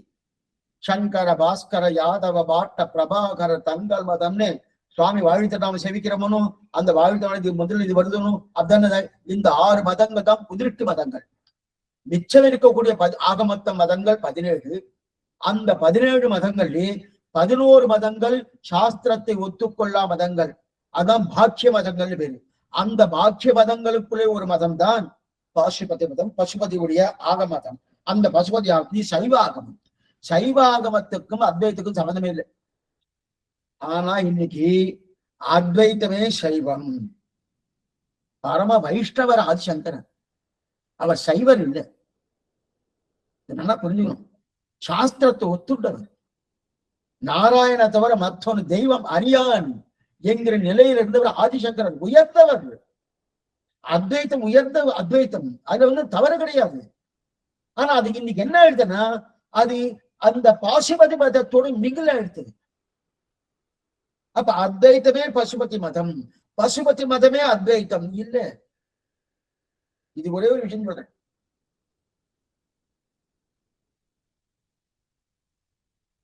நம்முடைய கோயில்களிலே 108 திவ்யதேசங்கள் என்ன, அபிமான ஸ்தலங்கள் என்ன, ஆழ்வாராச்சாரர்களுடைய அவதார ஸ்தலங்கள் என்ன, இங்கெல்லாம் வைதிக மதங்களுக்கு உண்டான மரியாதைகள் உண்டு. வைதிக மதங்கள் என்று சொல்லப்படுவது 3 மதங்கள். அத்வைத்தம், துவைத்தம், விசிஷ்ட அத்வைத்தம் என்று சொல்லக்கூடிய 3 மதங்கள். இந்த 3 மதங்களிலே யார் மதகுருமார்கள் யார் வந்தாலும் அந்த கோயில்களிலே அந்த மதகுருமார்களுக்கு மரியாதை உண்டு. அவ வரத்துக்கு உள்ள வரத்துக்கு முன்னாடி பெருமாளுடைய ஷட்டாரியோ பெருமாளுடைய பகுமானமோ போய் அவளுக்கு கொடுத்து அவள் ஐஷ்ணவ ரூபா கோயிலுக்குள்ள. இது எல்லா கோயிலும் அதான் எல்லா கோயிலும்னா ஸ்ரீ வைஷ்ணவ கோயிலில் யாரெல்லாம் வைதிக மதத்தை தழுவியர்களோ 3 தான் பிரதானம். அந்த 3 மதகுருமார்கள் வந்தாலே உண்டு. நீங்களே பார்த்துருக்கோம். இப்ப புரியறதுக்காக சொல்றேன். இப்ப பாசாய் கோயிலுக்கு சங்கராச்சாரம் வந்தாருன்னா அவருக்கு மரியாதை உண்டு. அது மாத்வாச்சாரி வந்தாலும் அவருக்கு மரியாதை உண்டு. ஏன்? வைதிக மதத்தவர்கள் சாஸ்திரத்தை ஒத்துண்டவார். அதோடைய கொள்கை மாறுபட்டிருக்கு, அது வேற விஷயம். சாஸ்திரத்தை ஒத்துண்டுவா இல்லையா? ஆனா அதே சமயத்துல பாசுபதி மதம், பசுபதியான சிவபெருமானாலே உருவாக்கப்பட்ட அந்த ஆகமம் இருக்கு இல்லையா, அந்த மத குருமார்கள் வந்தாருன்னா சிவாளுக்கு மரியாதை இருக்குன்ற அவசியம் கிடையாது. ஏன்? சாஸ்திரத்துக்கு அவ ஒத்துக்கல. இது அதிகமா சொன்னாலும் கோபம் வரும் எல்லாருக்கும். இதுதான் உண்மை. அப்படி இருக்க செய்து இப்ப அத்வைத்தமும் சைவமும் 2 ஒண்ணாகுமா? இதெல்லாம் நம்பில கண்டிக்கிறார் சுவாமி. எம்பெருமானார் சிவாஷத்தை கடிச்சிட்டார். அப்பெல்லாம் இந்த மாதிரி கிடையாது. அப்ப அந்த காலத்துல எல்லாம் அத்வைத்தியே தான் இருப்பார். அப்ப சைவத்துக்கு அவருக்கு சம்மந்தமே இருக்காது. அதனாலதான் அந்த காலத்துல கொடுக்கல் வாங்கலே இருந்தது ஸ்ரீ வைஷ்ணவாருக்கும், அதாவது விசிஷ்டாத்வைதுக்கும் அத்வைதுக்கும். ஏன்னா அவருடைய கொள்கை தான் மாறுபட்டு இருக்க தவிர பிரம்மம் ஸ்ரீமன் நாராயணன் அத்வைத்தம் ஒத்துண்டு இருக்காரு, விசிஷ்டாத்வைதம் ஒத்துண்டு இருக்காரு. அதுல எந்த சந்தேகமும் கிடையாது. அதனால பெண் கொடுத்து பெண் வாங்கக்கூடிய தன்மையே இருந்திருக்கு அந்த காலத்துல. ஏன்னா 2 பேரும் பிராமணா. இவ ஸ்மார்த்தான பேரு, இவளுக்கு வைஷ்ணவார்னு பேரு. நிறைய இருக்கு, சொன்னா கோச்சுக்குவோம். இதுதான் உண்மை. இது சொன்ன அந்த மாதிரி இருக்க செய்தே. அப்ப அவ்வளவுதான். அதுக்கப்புறம் என்ன ஆயிடுச்சு? சில காலங்களுக்கு போக போக போக என்ன ஆயிடுச்சுன்னா மாறிடுச்சு. அதை கொண்டு சைவத்தை பூத்திட்டான். ஏன்னா ஆதிசங்கரோ இந்த தமிழ் பாசனங்களாக இருக்கக்கூடிய தேவாரம் திருவாசகத்தெல்லாம் அவர் ஒத்துக்கல. அதனால்தான் இன்னைக்கும் சிரமப்படுறது. சிவன் கோயில யார் ஓதுறா? யாரோ ஓதுவார் ஓதுன்னு இருக்கா, அவ்வளவுதான். இருக்கட்டும், யாரோ இருக்கட்டும். அதனால தர்க்க சமரரும் சாக்கிய பெய்கரும் சைவ ஆகமம். இவர் ஏன் இருந்ததுன்னு சரி சுவாமி, இந்த சைவ ஆகமம் ஏன் வந்தது? இது சாஸ்திரத்துல இல்லை. ஏன் வந்ததுன்னா இத என்ன சொல்றதுன்னா சிவபுராணமே இதை சொல்றது. சிவபுராணம் இதை சொல்றது என்னன்னா, பகவான் ஆணையிடுறார், சிவன்னார் ஆணையிடுறார், மோகசாஸ்திராணி காரைய, மோகசாஸ்திராணி காரையை, உலகத்தை மயக்கக்கூடிய சாஸ்திரத்தை நீ செய்யும் அப்படின்னு பார்வதி கிட்ட சொல்லிட்டு அவர் கிளம்பிட்டார். பார்வதியை பார்த்து, உமாதேவி அந்த பார்வதியை பார்த்து மோகசாஸ்திரக்காரைய, மோகசாஸ்திராணிக்காரைய, மோகசாஸ்திரத்தை பண்ண சொல்லி அவர் கிளம்பி போயிட்டார். இப்ப இந்த ஆணை இருக்கவே தான் பார்வதி போய் சொல்லிட்டு இருக்கார். யாரு? சிவபெருமான் சொல்லிட்டு இருக்கா. இந்த மாதிரி சொல்லியிருக்காருன்னா உடனே மோக சாஸ்திரத்தை நான் பண்ண போகிறேன் என்று சொல்லி அவர் அப்படி பண்றார். அதுதான் நான் அந்த பாசுபத சாஸ்திரத்தை உபதேசம் பண்றார். அதோடு மட்டுமல்ல, இப்ப பார்வதி கேட்கிறா, அதான் பாசுபத சாஸ்திரம், பசுபதி ஆகமம் பாசுபத சாஸ்திரம். இப்ப பார்வதி கேட்கிறா சிவபெருமான பார்த்து, என்ன கேட்கிறான்னா, நீரு இந்த மாதிரி வேஷம் போட்டு இருக்கிறே, இந்த வேஷமானது சாஸ்திர சம்மதமே இல்லையே. எப்படி இருக்கார் அவரு? நன்னா இன்னும் ஸ்வசானத்தில் இருக்கக்கூடிய சாம்பல், அந்த சாம்பலாலேயே பூசிக்கொண்டு, அது மட்டும் இல்ல, என்ன வேஷம் இருக்காரு, இந்த பூசிக்கொண்டு முத்ரிகா தாரணத்தை, கண்டிகா முத்ரிகா ஷட்கான்னு இருக்கு, அந்த முத்ரிகா தாரணம் எல்லாம் பண்ணிட்டு இருக்கு, இதுல சாஸ்திர சம்மதம் இல்லையே, இதெல்லாம் நீ பண்ணிட்டு இருக்கியே அப்படின்னு பார்வதி கேட்கிறார். அதாவது இது எல்லாமே புராணத்துல இருக்கக்கூடிய வாக்கியம் சொல்றதெல்லாம் அடியேனா சொல்லல. புராணம்லாம் விஷ்ணு புராணம் இல்லை, விஷ்ணு புராணம் விஷ்ணுகாரால எழுதிட்டு இருப்பானோ, சிவபுராணத்துல இது இருக்கு. சிவபுராணம், லிங்க புராணம், ஸ்காந்த புராணம், இதெல்லாம் எல்லாமே பூர்ணமா இருக்கு. இப்ப அதை என்ன சொல்லிட்டு இருக்கா, இந்த மாதிரி இருந்துட்டு இருக்கே, இப்ப அது பதில் சொல்றாரு இருக்கு சிவபெருமான். ஏன் இந்த மாதிரி நீங்க இருக்கு சாஸ்திர சம்மதத்தோடு அதுக்குண்டான சின்னங்களோடு இருக்கலாமா? அதுக்குண்டான சின்னங்களோடு இல்லைன்னா அப்ப சாஸ்திரத்துக்கு எதிர்த்தட்டா இருக்குதுன்னு அர்த்தம் அப்படின்னு கேட்கிறா பார்வதி சிவபெருமான்கிட்ட.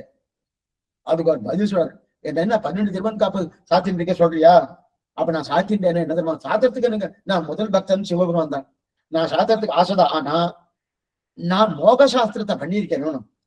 மோக சாஸ்திரத்தை பண்ணியிருக்கிறபடியாலே அந்த மோக சாஸ்திரத்தை சொல்லப்பட்ட கருத்தும்படி நான் இருந்தா தான் அந்த மோக சாஸ்திரத்தை நம்புவா. ஆனா இவர் என்ன சாஸ்திரத்தை இங்க கொடுத்துட்டார், இவர் வேற மாதிரி இருக்கார், அப்ப அந்த சாஸ்திரத்தை நம்ப வேண்டாம் அப்படின்னு எல்லாரும் போயிடு வரணும்.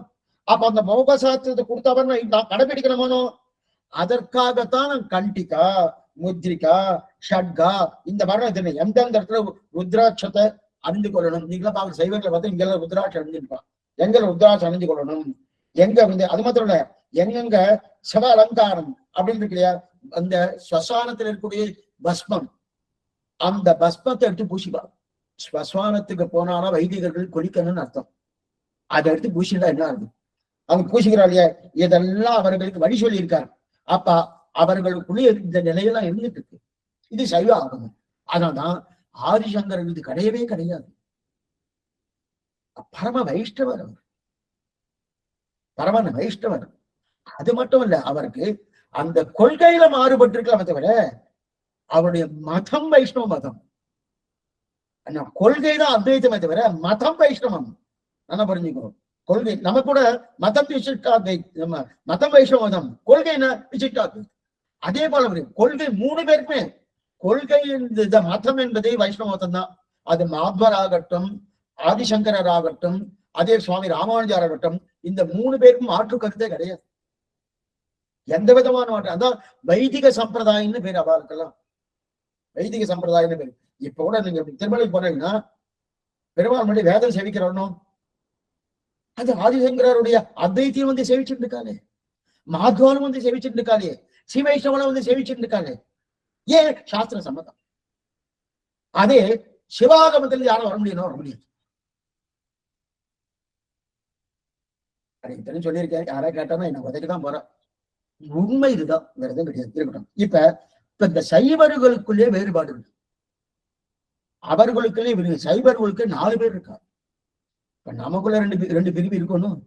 அதே பிறகு சைவர்கள் வேறு, அதே போல பாசுபதர்கள் வேறு, காபாலிகள் வேறு, இதெல்லாம் வேறு வேறு. அது 4 பிரிவுகள் இருக்கு சைவருக்குள்ளேயே. ஒவ்வொருத்தருக்கும் என்ன வித்தியாசம்னு இது ஸ்ரீபாஷ்யத்துல 2ஆம் அத்தியாயத்துல பிரம்மசூத்திரம் ரொம்ப எடுத்துக்க. அப்ப இதெல்லாம் எடுத்துக்கல. சக்க சமணரும் சாட்சிய பெய்களும் தாய்சடையோன் சக்கட்ட சோம்பரும் அப்படின்னு தெரிவிக்கிறாங்க. இப்ப சைவ ஆகமத்தை பத்தி சுருக்கமா சொல்லிடுறேன். என்னன்றது சைவ ஆகமத்துல என்ன சொல்லியிருக்கு, ஏது சொல்லியிருக்கு அப்படின்றது சுருக்கமா ஒரே நிமிஷத்துல உங்களுக்கு சுருக்கமா அப்படின்னு சொல்லிடுறேன். ஒரே நிமிஷம். என்னன்னா இந்த பசுபதி ஆகமம், பசுபதி அதகரணத்துல அசமஞ்சாஸ்யாதுன்னு எடுத்திருக்கார் ஸ்ரீபாஷத்துல.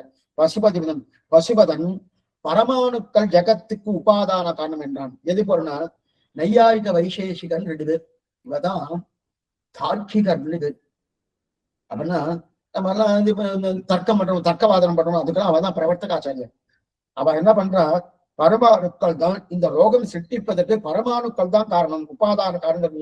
பசுபதி அதே தான் சொல்றார், இந்த ரோகம் சிருஷ்டிக்கிறது. ஆகம சித்த ஈஸ்வரன் பசுபதி, பரமசிவா பசுபதினு தெரிவிக்கிறார். அப்ப சிவபெருமான் அப்படி என்ன சொல்ற, சம்சாரம் அனாதி. அவ பசுபதி ஆகம் பிரகாரம் சம்சாரம் அனாதி. பசுபதியான சிவபெருமானின் ஒரே ரூபத்தை பெற்றுட்டால் மோட்சம். நான் பசுபதி போல ஆயிட்டேன்னு வச்சுக்க, பசுபதினா சிவபெருமான், அந்த சிவபெருமான் போல ஆயிடுச்சுன்னா மோட்சம். அதுக்கு என்ன சுவாமி பண்ணணும்? அது பசுபதி ஆகமத்திலே சொல்லியிருக்கு. என்னென்ன சொல்லியிருக்கு? அதுக்கு அனுஷ்டானம் இருக்கு. முத்ரிகா ஷட்கதாரணம், இப்பதானே பார்த்தோம். முத்ரிகா ஷட்கதாரணம், பகாஸ்தனஸ்த உபாசனம், சுராகும்பஸ்துபாசனம், சமசான பஸ்மதாரணம். இதுல சிலதெல்லாம் 12 12 12. இவர்கள் 4 வகைப்பட்டவர்கள் பார்த்தோமோ. அப்ப லிங்கத்தை தொழக்கூடியவர்கள் ஒரு வகை. லிங்கவர்கள் லிங்காக, அவளுக்கு உருவம் கிடையாது. லிங்கத்தை இது பிருகு மகரிஷி சாபத்தால ஏற்பட்டது. அவளுக்கு உருவ வழிபாடே கிடையாதுட்ட. அதே போல பிரம்மாவுக்கு கோயிலே கிடையாதுட்ட. இது பிருகு மகரிஷி இருக்கட்டும். அப்படி இருக்க செய்து பிருகு இல்ல, அவர் இந்த மகிழ்ச்சி அப்படின்னு சொல்லிட்டார். அதுக்கு மேல அப்ப அவருக்கு இவருக்கு என்ன சொல்லி இருக்குது? சைவர்கள் பிரகாரம் என்னென்ன, லிங்கத்தை தொடக்கூடிய ஒருத்து, அப்புறம் பசுபதியை தொடக்கூடிய ஒருத்து, சிவனுக்கு சிலை உண்டுன்னு தொடக்கூடியவர்கள். வடக்கு பக்கம்லாம் தான் நிறைய பேர் இருப்பாங்க.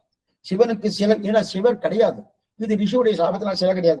சிவ உண்டுன்னு துணிவுடைய எதுவுமே இல்லை சுவாமி, வெறும் ருத்ராட்சம். இந்த ருத்ராட்சத்தை மட்டும் வச்சுட்டு தொடக்கூடியது 4 வகையான அதிகாரிகள் இருக்கா. பாசுபத மத்தத்திலேயே 4 விதமான அதிகாரிகள் இருக்கா. இதெல்லாம் பசுபதி ஆகமத்துல பூர்ணமா இருக்கு. இவர்களுக்கு நல்லா பாத்துக்கோ, ஓம் நமச்சிவாய கிடையாது. என்ன சுவாமி நீங்க புதுசா சொல்றீங்க? நமசிவாய உண்டு, ஓம் கிடையாது. என்னது இவருக்கு? பஞ்சாட்சரம் தானே. ஆமா, பஞ்சாட்சரம் என்னது? பஞ்சாட்சரம் ந ம சி வா ய. சம்ஸ்கிருத பாஷை பற்றி நீங்க சொல்றீங்க, தமிழ பார்க்க, தமிழே அதே தான் வரும். ந ம சி வா ய, நமசிவாய. இந்த 5 அட்சரங்கள் தான் உண்டு. இப்ப நம்முடைய சம்பிரதாயத்திலே ஓம் நமோ விஷ்ணவே, இது ஷடாட்சரம், 6 அக்ஷரங்கள் கூடியது. ஓம் நமோ நாராயணாய, இது அஷ்டாட்சரி, 8 அக்ஷரங்களோடு கூடியது. ஓம் நமோ பகவதே வாசுதேவாய, இது 12 அக்ஷரி, 12 அக்ஷரங்களோடு கூடியது. இதெல்லாமே ஓம்காரத்தோடு சேர்த்து 8 அக்ஷரம் என்ன, 6 அக்ஷரம் என்ன, அதே போல 12 அக்ஷரங்கள்னா இதோடு கூடியது. ஆனா சிவபெருமானுடைய நமசிவாய இருக்கிற ஓம்காரம் சேர்க்காம பஞ்சாட்சரம். ஏன் சுவாமி ஓம்காரம் சேர்க்கப்பட? ஓம்காரம் சேர்க்கப்பட்டது. சேர்த்தா என்ன சுவாமி? அது சிவனை குறிக்காது. நிறைய பேர் ஓம் ஓம் ஓம்னு சொல்லிட்டு கலையா, யாரை குறிக்கிறது? பகவானை தான் குறிக்கிறது. ஓமித்யே காட்சரம் நமீதித்யே அக்ஷரே நாராயணா இது பஞ்சாட்சர அணி. ஓம் என்ற சொல்லை யாரை குறிக்கணும்? பகவானை தான் குறிக்கிறது. அதனால என்னன்னா, அந்த காலத்து பெரிய பெரிய ஒரு மறுச்சியை பண்ண ஆரம்பிச்சிட்டார். அப்ப எப்ப சிவபெருமானுக்கு ஓம்காரம் இல்லையோ, அதே போல நாராயணுக்கும் ஓம்காரம் இல்லாம 8 அக்ஷரம்னு ஒரு பெரிய வாதத்தை வைக்க ஆரம்பிச்சிட்டார். அதுக்கப்புறம் அன்னைக்கு இருந்த பெரியவா சாஸ்திர சம்மதம் இல்ல, சாஸ்திரம் ஒத்தின்னு இருக்கு பாருங்க. ஓமித்யே காட்சரம் நமீதித்யே அக்ஷரே நாராயணாயேதி பஞ்சாட்சரான்னு சொல்லியிருக்கு பாருங்கன்னு சொன்னதுக்கு அப்புறம் அதுக்கப்புறம் விட்டாரு. இதுக்கு சொல்ல வந்ததுன்னா, அப்படி இருக்கச்சு அவளுக்கு ஓம்காரம் கிடையாது, பஞ்சாட்சரம் நமசிவாய நமசிவாயன்னு சொல்லலாம். ஓம் சேர்க்கப்படாது. அப்படி இருக்கு இல்லையா? அதுக்கு முத்ரிகா ஷட்டதாரணம், கழுத்தலையும் தலையிலையும் கையிலையும் ருத்ராட்சம் தரிச்சுக்கணும். தரித்து கொண்டு 6 முதிரைகள், அந்த 6 முதிரைகள் லிங்கத்தோடு கூடிய ஆத்மாவை தியானம் பண்ணணும். எப்படிப்பட்ட ஆத்மாவை தியானம் பண்ணணும் தெரியுமா? கல்லு குடம். என்ன சுவாமி கல்லு? குடமே கல்லு இருக்கு உங்களுக்குள்ள. எந்த பானம் கூடாதோ அந்த கல்லு குடத்திலே அந்த தேவதையை ஆவாகனம் பண்ணி அதுக்கு அர்ச்சனம் பண்றது. அதே போல அங்க எரிஞ்சின்னு இருக்குமோன்னு பிணம், அந்த பிணம், அந்த எரிஞ்சின்னு இருக்கிற பிணம், அதோட பஸ்பத்தை எடுத்து நல்லா குளிக்கணும். குடிச்சு அதை பண்ணிட்டே இருந்தா அந்த பஸ்பம் பூசின்றது, அந்த அதே குடிக்கணும். அதைத்தான் திருமங்கியாளர் தெரிவிக்கிறார். வெந்தாரென்பம் சுடிநீரும் மெய்யில் பூசி ஓர் சந்தா தலை கொண்டு எழும் சுட்டுத்திரியின் பெரியோன் தெரிவிக்கிறாரே திருமங்கியாளர். அப்படித்தான் பஸ்மதானம் பண்ணிட்டு வாழையா. அதே போல சைவர்கள் எல்லா பஸ்மத்தையும் தரித்து கொண்டு ஆத்மஜானம் பண்ணிக்கொண்டு, இதனால்தான் அவருக்கு மோட்சம். ஆத்மஜானம் பண்ணிக்கொண்டு அதனால்தான் அவருக்கு மோட்சம். பசுபதி சாயுச்சம் பெற்றால் மோட்சம். அப்படின்னா இவருடைய கட்சியை தான். இவர் பதி, பசுபதி, இவர் பதி. அப்பனா சமஞ்சகமாக தொட்டு அப்படின்னா என்ன சுவாமி அழகா சொல்கிறார். நாராயணா பிரம்மோ ஜாயத்தே நாராயணா ருத்ரோ ஜாயத்தே அப்படின்னு இருக்கு.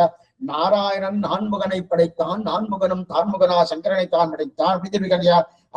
அப்ப நான்முகன் தான் பிரம்மா ருத்ரனை படைத்தான் இருக்கு. ஆனா அடைய சொன்ன விஷயம் இது விஷ்ணு புராணத்துல மட்டும் இல்ல, லிங்க புராணம் என்ன, ஸ்காந்த புராணம் என்ன, சிவபுராணம் என்ன, இதெல்லாம் ஸ்பஷ்டமா இருக்கு. இதெல்லாம் பூர்ணமா ஸ்பஷ்டமா இது நல்லா தெரிவிக்கிறது. எது லிங்க புராணம் என்ன சொல்லுகிறதோ, சிவபுராணம் என்ன சொல்லுகிறதோ அவைகளை தான் நான்முகனை நாராயணன் படைத்தான், நான்முகனம் தான்முகனா சொல்லுகிறதியா. அதே போல பரமசிவா தானே உபதேசம் பண்றார். சிவபுராணத்துல உண்டு, லிங்க புராணத்துல உண்டு. என்ன பண்றாருன்னா, திரிபுரத்தை எரிச்சபடியாலே எனக்கு இதெல்லாம் இந்த மாதிரி ஆயிடுச்சு அப்படின்னு சொல்லிக்கிறார். அவ பிரகாரம் என்னன்னா இந்த மாதிரி தெரியுது. இப்ப சைவாகவத்தை பசுபத் அதிகாரணம்னு ஒரு அதிகாரணம். அசாமஞ்சஸ்யாது ரொம்ப அற்புதமான சூத்திரம். பசுபதி தான் முழுமுதற் கடவுள்னு சொல்றாங்க. இந்த பசுபதி அனைக்கு இன்னைக்கு நிறைய பேர் சொல்லியிருக்கா. இது பொருந்தத்தக்கதன்று, பொருந்தாது சுவாமிகள். ஏன்னா அவ என்ன சொல்றான்னா, நம் சம்பிரதாய சாஸ்திர பிரகாரம் 3 காரணங்கள் பகவான் இருக்கான். நிமித்த காரணம், உபாதான காரணம், சககாரி காரணம். வேறு முதலாய் வித்தாய் பறந்து தனி நின்ற கார்முகில் போல் வண்ணன் என் கண்ணனை நான் கண்டேறினா ஆழ்வார் பாசம். அப்பனா வேறும் அவரே, வித்தும் அவரே, முதலும் அவன் அப்படின்னா உபாதான காரணம், நிமித்த காரணம், சககாரி காரணம். புரியத்துக்காக ஒரு பானை பண்ணணும்னா பானைக்கு தேவையான பொருள் என்ன? மண் வேணும். அந்த மண்ணு தான் உபாதான காரணம். பானையை பண்றவன் யாரு? குயவன் வேணுமோ, அவர் தான் நிமித்த காரணம். பானை பண்றதுக்கு உபகரணங்கள் வேணுமோ, தண்டு தறி, இந்த சுட்டு விடக்கூடிய சக்கரம் இதெல்லாம் வேணுமோனோ, தடியெல்லாம் வேணுமோனோ, அதெல்லாம் சககாரி காரணம். இந்த 3 காரணங்களும் பகவான் இந்த சாஸ்திரம் சொல்றது. இப்ப அவ என்ன சொல்றதுன்னா 3 காரணம் அவ சொல்ல முடியாது. அவருக்கு அந்த நிலை. அதனால என்ன பண்ணிட்டான்னா, ஈஸ்வரன் என்று சொல்லக்கூடிய சிவபெருமான் நிமித்த காரணம். ஆனா பரமாணுக்கள் இருக்கணும். இது சயின்ஸ் கூட சொல்லிட்டு இருக்கு. பரமாணுக்கள் தான் ஜெகத்துக்கு உபாதான காரணம். அப்ப நம்ம சம்பிரதாயப்படி மண்ணாவும் பகவான் இருக்கார், குயவனாவும் பகவான் இருக்கார், தண்டு தறி சக்கரமாவும் பகவான் இருக்கார். ஆனா அங்க பசுபதி ஆகமத்துல மன்னாவர் இல்ல, குயவனா சிவபெருமான் இருக்கார். ஆனா அதே போல தண்டு தறி சக்கரவா, அந்த தண்டு தறி சக்கரி இருக்கு இல்லையா, அதுன்னு தெரியும். அப்ப ஆகமம் சம்சாரம் அனாதேன சம்சாரம். ஆகம உத்தமான கர்ணானுட்டாலே பசுபதி சாவுத்தியம் மோட்சம். இந்த பசுபதி மதத்தின் பட்சம் பரமானுக்கெல்லாம் சேர்ந்தாலே ஜெகத்துக்கு உபாதான காரணம். பசுபதி ஆமகத்தை தெரிஞ்சு கொண்டா அந்த பசுபதியான அந்த சிவபெருமானே நிமித்த காரணம். சம்சாரம் அனாதி. பசுபதி ஆகமத்தில் சில அனுஷ்டானங்கள் உண்டு. அதை பண்ணினா கைலாசத்தில் பசுபதி சாரூத்தியம், அந்த பசுபதி சாரூபியம் பெறுவதுதான் மோட்சம். அப்ப பசுபதி அனுஷ்டானங்கள் 6 அனுஷ்டானம் பார்த்த போனோம். அந்த 6 முத்திரைகள் தரிச்சுட்டா அதை அந்த சாம்பல் எடுத்து பூசிட்டு மேற்கொண்டு யஜ்ஞோபதாரம் போடுறது. இதான் முத்ரிகா ஷட்கதாரணம்னு பேர். அதெல்லாம் பண்ணிண்டாச்சுன்னா இந்த 6ம் ஒரு சைவனுக்கு அவசியம் இருக்கணும். நீங்க சைவம் பார்த்தோம்னா 6 இதெல்லாம் போட்டு இருப்பான், அவசியம் இருக்கணும். சரி, இது எப்படின்னா ஒரு பெண் குறி.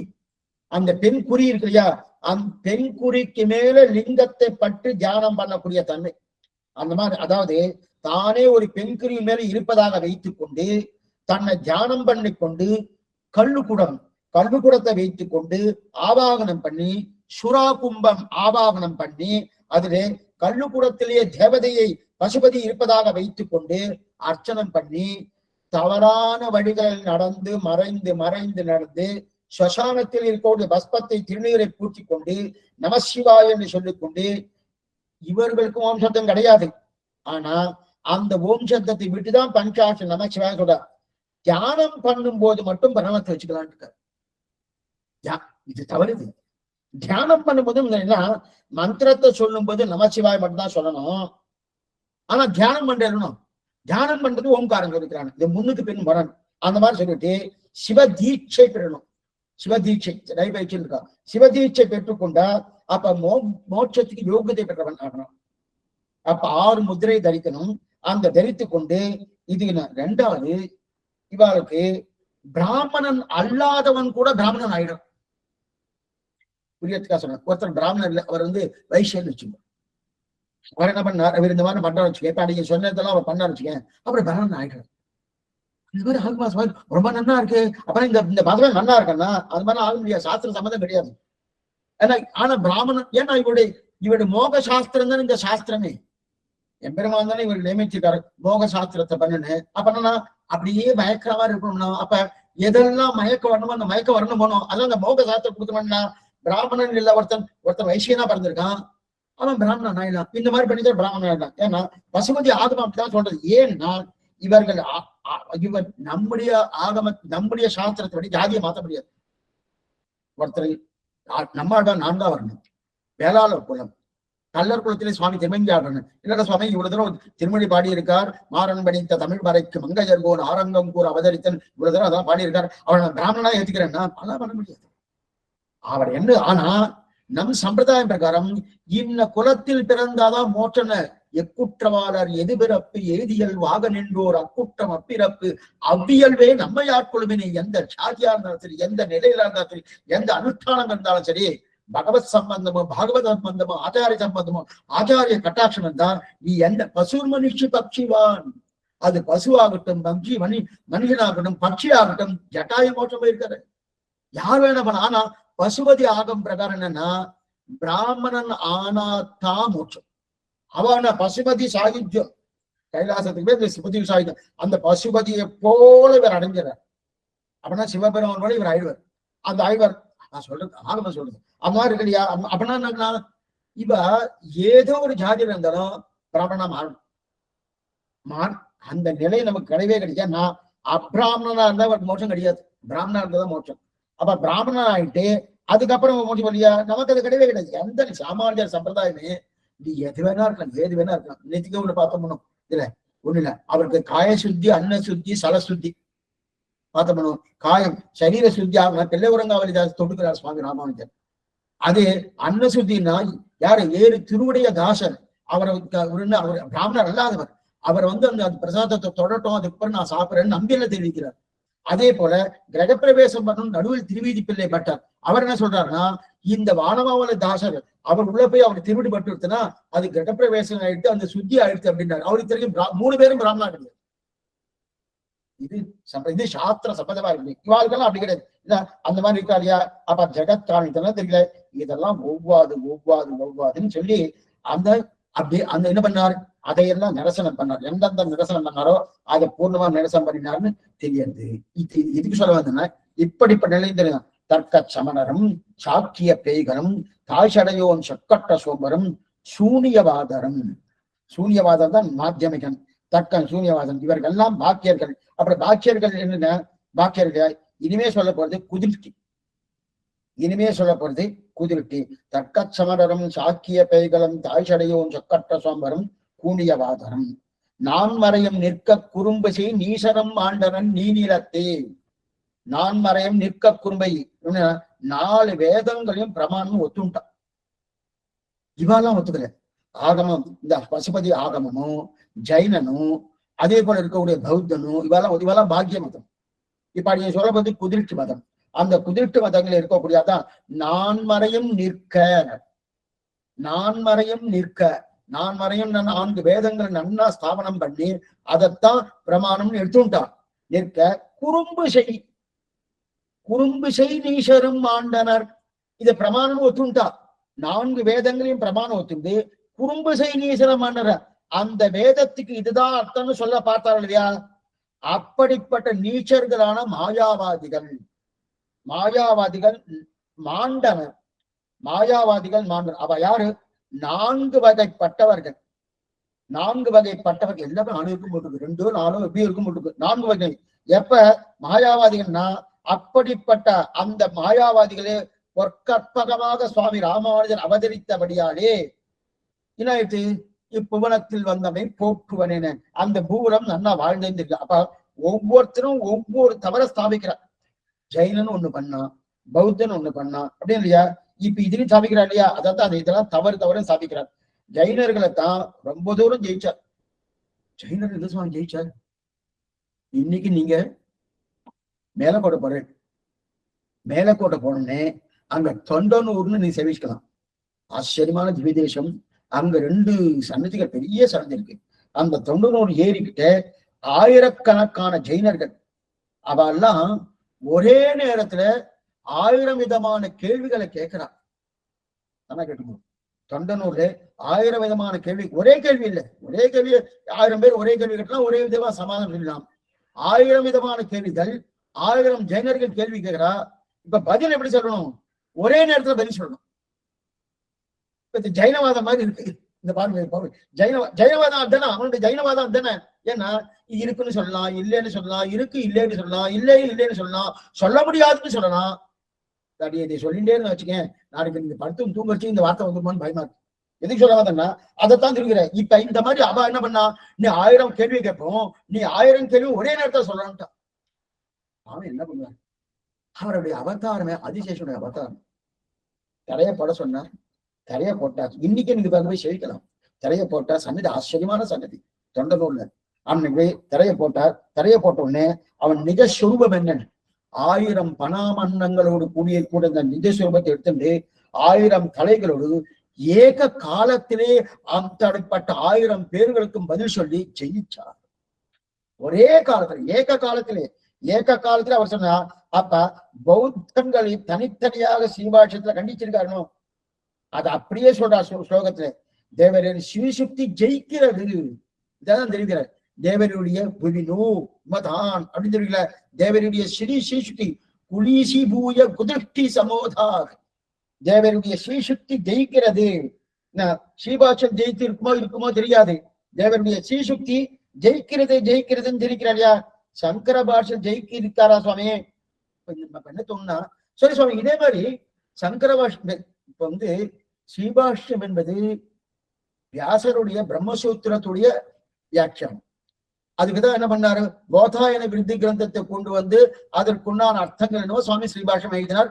கூறத்தாழ்வானை வைத்துக் கொண்டு பாதி எழுதினார். மேற்கொண்டு திருவள்ளர்களை எங்களாழ்வான் என்று சொல்லக்கூடிய அந்த விஷ்ணு சித்தியத்தை வைத்துக் கொண்டு மிச்சம் இருக்கக்கூடிய ஸ்ரீபாஷ்யத்தை பூர்த்தி பண்ணார். நம்ம குரு பரம்பரை கேள்விப்படுறோம். அப்படி இருக்க செய்து எப்ப பிரம்மசூத்திரத்துக்கு வியாக்கியானது ஸ்ரீபாஷ்யம், ஆமா. அதே பிரம்மசூத்திரத்துக்கு வியாக்கியானது சங்கர பாஷ்யம், ஆமா. அதே பிரம்மசூத்திரத்துக்கு வியாக்கியானது மாத்வ பாஷ்யம், ஆமா. அப்ப அவெல்லாம் கண்டிச்சிருக்காங்க சுவாமி. இப்ப பாருங்க, இப்ப ஜெயின மதமும் பௌத்த மதமும் அதே மாத்வ சம்பிரதாயத்துக்காரர்களோ அல்லது அத்வைத சம்பிரதாயம் ஒத்துக்கல. ஒத்துக்காதப்ப அப்ப அவளும் கண்டிச்சிருக்கலாமே. அப்ப மாத்வ பாஷ்யத்திலையும் இந்த நீங்க ஜெயினர்களையோ பௌத்தரையோ கண்டித்த போல அவளும் கண்டிச்சிருக்கலாம். அதே போல ஆதிசங்கரா கூட அத்வைத சம்பிரதாயத்துல இருக்கக்கூடிய அவரது சங்கர பாஷ்யம் சொன்னோம், அவரும் கண்டிச்சிருக்கலாம்னா கண்டிக்கல. ஏன் கண்டிக்கலன்னா இப்ப அவருடைய கொள்கை என்னவோ அதே கொள்கையை இந்த அத்வைத்தை எடுத்துள்ளபடியால என்னவா கண்டிக்க முடியும்? புரியத்துக்கா சொல்றேன். அடையும் ஒண்ணு பண்ணிட்டு இருக்கேன், அது சரியா பண்ணிட்டு இருக்கேன். இன்னொருத்தர் என்ன பண்ணார், அவரு வேற ஏதோ பண்ணிட்டு இருக்காரு, அவரும் சரியா பண்ணிட்டு இருக்காரு வச்சுக்கேன். அடியும் சில தப்பா பண்ணிட்டு இருக்கேன், அவரும் சில தப்பா பண்ணிட்டு இருக்காருன்னு வச்சுக்கேன். இப்ப நான் போய் அவரை கண்டிக்க முடியுமா? சுவாமி நீரும் நான் பண்றதுதான் பண்ணிட்டு இருக்காரு, என்னவா பண்றீங்க? இப்ப அத்வைதத்துல என்னன்னா பௌத்த மதம் என்ன சொல்லித்தோ அதை அப்படியே எடுத்துட்டா. சர்வம் மாத்தியமிகன் பார்த்த போன காலத்தால கொஞ்சம் நீங்க இதை அப்படியே படுத்துண்டு அப்படி யோசனை பண்ணி பார்த்ததான் புரியும். ஒரு தடவை ஸ்ரீபாஷ்யம் என்றது ஒரு தடவை கேட்டதுனால வரப்போறது இல்லை. இப்ப அடிய அடிப்படையை கூட அடிய சொல்லலேன்னு தான் சொல்லணும். ஏன்னா சமுத்திரத்தை பார்க்கணும், நான் எங்கேயோ 2 கிலோமீட்டர் தூரத்தும் சமுத்திரத்தை பார்த்துட்டு இருக்க மாதிரி அடிய சொல்லிட்டு இருக்கேன். இன்னும் கிட்டக்கையே போகல. அந்த நிலையில தான் இப்ப நம்ம பேச்சே காலட்சேபம் அப்படிதான் இருக்கு. ஏன்னா கிட்டக்கு போகணும்னா குறைஞ்சபட்சம் 1 வருஷமாவது வேணும். கொஞ்சம் ஓரளவுக்கு நன்னா அந்த சமுத்திரத்துல கொண்டு போய் அந்த தீர்த்தத்தை நம்ம தொடணும்னா ஒரு 4 வருஷமா இருக்கு. ஸ்ரீபாஷ்யம்ங்கிற சமுத்திரத்தை எதுக்கு சொல்ல வந்தேன்னா அப்படி இருக்க செய்தே. அப்ப இவாலாம் கண்டிச்சிருப்பாள சுவாமி, அத்வைதி கண்டிச்சிருப்பான? கண்டிக்கிறதுக்கு வாய்ப்பு கிடையாது. ஒத்து போறதே. இப்ப நான் தப்பு பண்ணினா அதே மாதிரி அவரும் தப்பு பண்ணிட்டு இருக்கணும், நான் அவரை கண்டிக்க முடியுமா? கண்டிச்சா என்ன ஆகும்? சுவாமி நீரே அப்படிதான் பண்ணிருக்க, நான் கண்டிக்க, நான் பண்றதை கண்டிக்கிறியா அப்படிங்கிற. அப்ப என்னன்னா சுவாமி தான் கண்டிச்சிருக்க. ஏன்னா அவளுடைய அப்படியே வந்துருத்தே. பிரச்சன்ன பௌத்தன் சர்வம் சூரியன்னு சொன்னார். இவரும் சர்வம் சூன்யம்னு சொல்லிட்டு பிரம்மத்தை மத்த ஒட்டுண்டார். அந்த பிரம்மத்துக்கு உருவம் கிடையாது, குணம் கிடையாது, ரூபம் கிடையாது, அவள் விபூதி கிடையாது, எதுவும் கிடையாது, எதுவுமே கிடையாது. அப்ப என்ன? பிரம்ம சத்தியம், ஜெகதி மித்யா, ஜீவோ பிரம்ம இவ நாபரகா, இது வேதாந்த டிண்டிமகா. இதுக்கு சொல்ல வந்தனா, இப்ப இவர் ஏன் கண்டிக்கணும்னா கண்டிக்க முடியாது. அப்ப சுவாமி தான் கண்டிக்க முடியும். அப்ப சர்வசூன்யாதே இல்லையா? அதே போல பிரம்மம் மட்டும்தான் உள்ளது, மற்ற அத்தனையும் கிடையாதுன்னு இருக்கிறாங்க. அவர் வாதத்தை ஜெயிக்கிறனா ஜெயிக்கிறார்னு சங்கரால முடியாங்க. அப்ப ஜெயினர்கள் ஒவ்வொன்று. இரண்டாவது, ஆதிசங்கர ஒரு ஆச்சரியமான ஒரு கைங்கரியத்தை பண்ணியிருக்கார். சாமானிய பட்டவர் இல்லை, மகாஞான், சாமானிய பட்டவர். கொண்டு சுவாமியை நிறைய இடத்துல கொண்டாடுறார் அவர். என்ன, அவர் இல்லைன்னா இன்னைக்கு நம்ம இந்த வாதத்தெல்லாம் பேசிட்டு இருக்கோமோ, பேச முடியுமான்னு சந்தேகம்தான். பல்கி பெருகி இருந்தது பௌத்த மதமும் ஜெயின மதமும்.